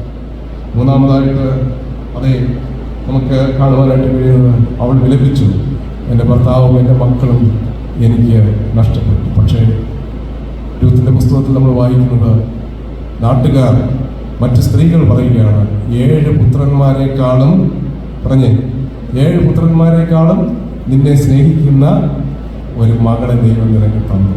ദൈവത്തിന്റെ സ്തോത്രം. എന്തേ അവളത് കണ്ടില്ല? നാട്ടുകാരെ ഉണ്ടല്ലോ, ബന്ധുക്കളെ ഉണ്ടല്ലോ, അവൾക്കത് കാണുവാൻ കഴിഞ്ഞില്ല. പ്രിയപ്പെട്ടവരെ, ഇവിടെ നോക്കുക, ചാർച്ചക്കാരൻ പറയുകയാണ്, 7 പുത്രന്മാരെക്കാൾ 7 എന്നുള്ള സംഖ്യ പൂർണ്ണയാണെങ്കിൽ ഞാൻ പറയട്ടെ, അവൾക്ക് 2 മക്കളാണ് ഉണ്ടായിരുന്നത്, 2 പേരും നഷ്ടപ്പെട്ടുവെങ്കിലും വിഷമിക്കേണ്ട. എന്താണെന്ന് അറിയാമോ? അതിനേക്കാൾ 7 പുത്രന്മാരെക്കാൾ അവളെ സംരക്ഷിക്കുവാൻ, അവരെ കരുതുവാൻ, അവളെ സംരക്ഷിക്കുവാൻ, അവൾക്ക് വേണ്ടി നന്മകൾ ചെയ്യുവാൻ 7 പുത്രന്മാർ ചെയ്യുന്നതിനേക്കാൾ നന്മകൾ ചെയ്യുവാൻ കഴിവുള്ള ഒരു മകളെ ദൈവം അവൾക്ക് നൽകി എന്നുള്ളത് ഏറ്റവും ശ്രേഷ്ഠമേറിയ ഒരു കാര്യമാണ്. അതുമാത്രമല്ല, നാലാമതായിട്ട് നാം ചിന്തിക്കുമ്പോൾ, അവൾ ആരോടും പറയാതെ ആയിരിക്കണം ഈ നാട് വിട്ടുപോയി. ഒരുപക്ഷെ പാതിരാത്രിയൊക്കെ ആയിരിക്കും. കാരണം അടുത്തുള്ളവരൊക്കെ, ബന്ധുക്കൾ അല്ലെങ്കിൽ കൂട്ടുവിശ്വാസികൾ അറിഞ്ഞാൽ സമ്മതിക്കില്ല, നിരുത്സാഹപ്പെടുത്തും. പക്ഷേ അവൾ വന്നപ്പോൾ അവളെ സ്വീകരിച്ചു സന്തോഷത്തോടെ. അവൾ സ്വീകരിക്കാതിരുന്നെങ്കിലുള്ള അവസ്ഥ എന്താണ്?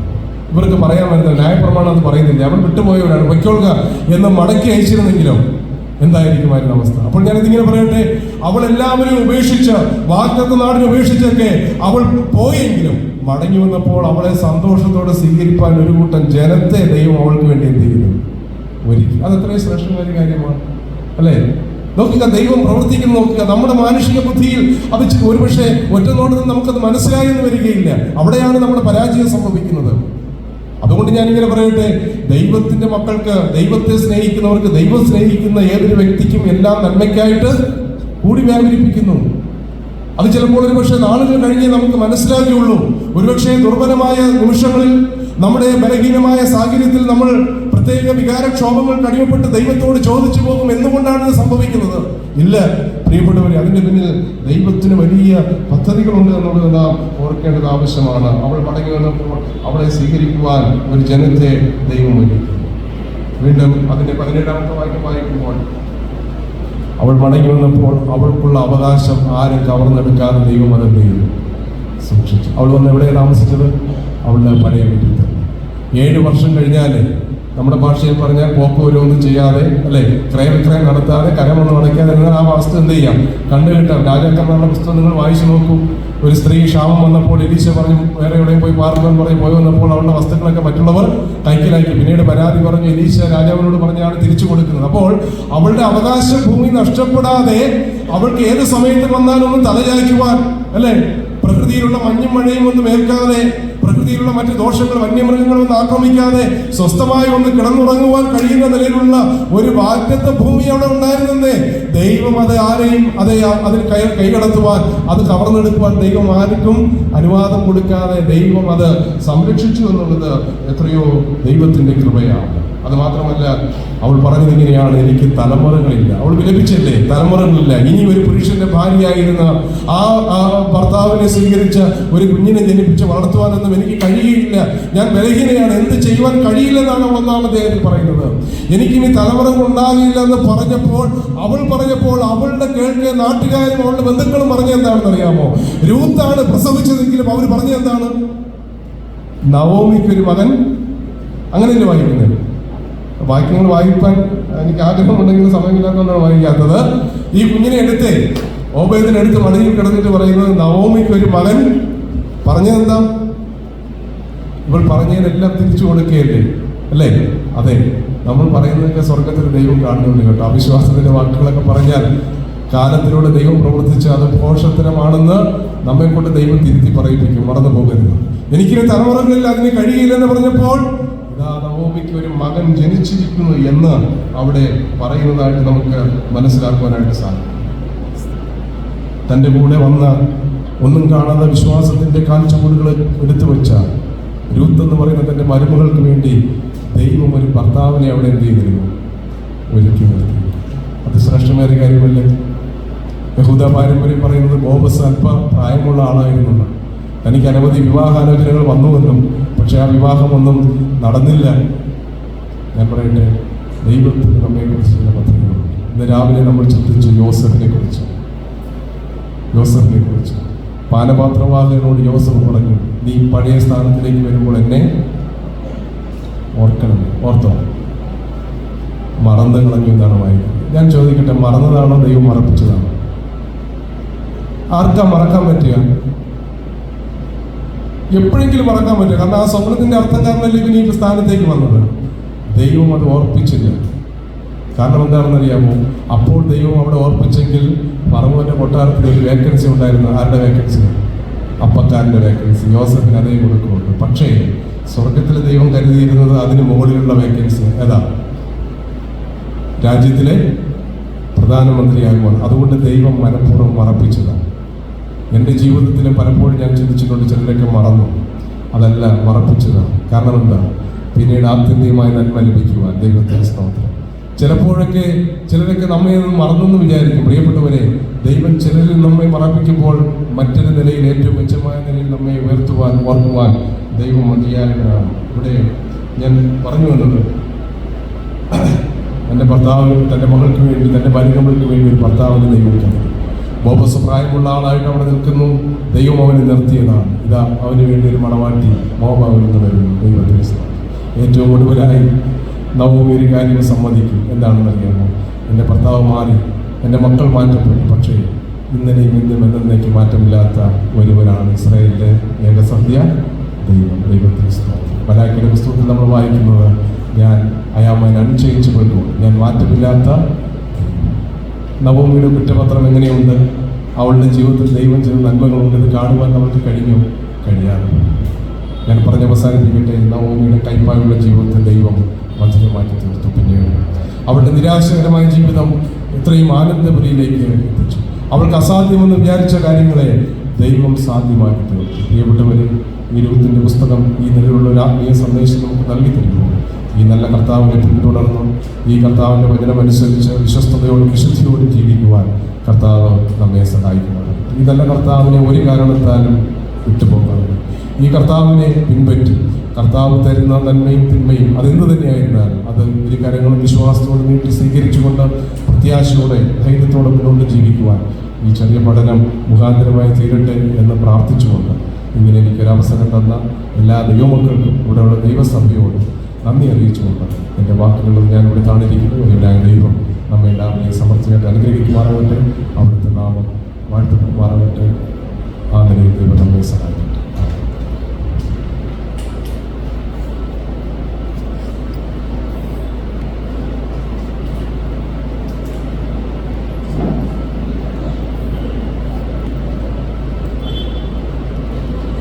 പ്രാർത്ഥനയ്ക്ക് മുമ്പ് വാക്കുകൾ ഓർമ്മിക്കാനായിട്ട് ആഗ്രഹിക്കുകയാണ്. ഇന്നും ഇന്നലെയുമായി 2 ദിവസമായിട്ട് ഈ സഭ ക്രമീകരിച്ചിരിക്കുന്ന ആത്മീയങ്ങൾ അനുഗ്രഹമായി നടക്കുവാൻ ദൈവം കൃപ ചെയ്തു. അതോർത്ത് ദൈവത്തെ സ്തുതിക്കുന്നു. പ്രത്യേകമായ ശ്രദ്ധയായ ദൈവത്തെ ഞങ്ങൾ മഹത്വപ്പെടുത്തുകയും നന്ദി അറിയിക്കുകയും ചെയ്യുകയാണ്. ഈ ദിവസങ്ങളിൽ നടന്ന വചന ശുശ്രൂഷയ്ക്കായി കടന്നു വന്ന പ്രിയ റജി ആർ സഹോദരൻ ചെമ്പു തിരുവനന്തപുരത്തുള്ള സഹോദരൻ തന്നെ ആദ്യമായിട്ടാണ് ഈ തൃശ്ശൂർ ഭാഗത്തേക്ക് കടന്നു വരുന്നത്. എങ്കിലും താൻ കടന്നു വരുവാനും ഈ 2 ദിവസങ്ങളിലായിട്ട് നമ്മളോടൊപ്പം ചെലവഴിക്കാനും ദൈവം നൽകിയ അനുഗ്രഹീതമായ ആലോചന വളരെ കൃപയോടും മനോഹരമായി പങ്കുവയ്ക്കുവാനിടയായി തീർന്നു. പ്രിയ സഹോദരനോടുള്ള പ്രത്യേകമായ സഭയായുള്ള നന്ദി പ്രത്യേകം അറിയിക്കുകയാണ്. ഈ 2 ദിവസങ്ങളിലും ഈ യോഗങ്ങളിൽ സംബന്ധിക്കാൻ അടുത്ത സഭകളിലുള്ളതായ സഭാമൂപ്പന്മാർ, സുവിശേഷകന്മാർ, സഹോദരന്മാർ കടന്നു വന്ന് നിങ്ങളുടെ വിലയേറിയ സാന്നിധ്യത്തിൽ ഈ യോഗം ഇത്രയും അനുഗ്രഹമായി തീരുവാൻ ഇടയായി തീർന്നു. അങ്ങനെ കടന്നു വന്ന് സഹകരിച്ച എല്ലാ പ്രിയപ്പെട്ടവരോടുള്ള പ്രത്യേകമായ നന്ദി സഭയായി ഞങ്ങൾ രേഖപ്പെടുത്തുകയാണ്. ഇവിടെ ഗാനങ്ങൾ ആലപിച്ചത് ഈ സഭയിലെ യുവാക്കന്മാരാണ്. എന്നാൽ ഓർമ്മ വായിച്ച് സഹായിച്ച 2 സഹോദരന്മാരുണ്ട്. ഇന്നലെ വേറെ സഹോദരൻ അവരോടുള്ള പ്രത്യേകമായിരിക്കുന്ന നന്ദി ഈ തരുണത്തിൽ ഓർപ്പിക്കുകയാണ്. വിവിധ തലങ്ങളിൽ ഈ യോഗങ്ങളുടെ അനുഗ്രഹത്തിന് വേണ്ടി ഇതിന് പിന്നിൽ അധ്വാനിച്ചവരും പ്രവർത്തിച്ചതുമായ പലരുമുണ്ട്. എല്ലാവരുടെയും പേരുകൾ ഓർപ്പിക്കാൻ ആഗ്രഹിക്കുന്നില്ല. എല്ലാവർക്കും കർത്താവ് തക്ക സമയത്ത് മതിയായ പ്രതിഫലങ്ങൾ നൽകട്ടെ. കർത്താവരെയും അനുഗ്രഹിക്കുമാറാകട്ടെ. എല്ലാവരോടുള്ള നന്ദി ഒരിക്കൽ കൂടെ സഭയെ അറിയിച്ചുകൊണ്ട് ഞാൻ വാക്കുകൾ അവസാനിപ്പിക്കുന്നു. നമുക്ക് പ്രാർത്ഥിക്കാം.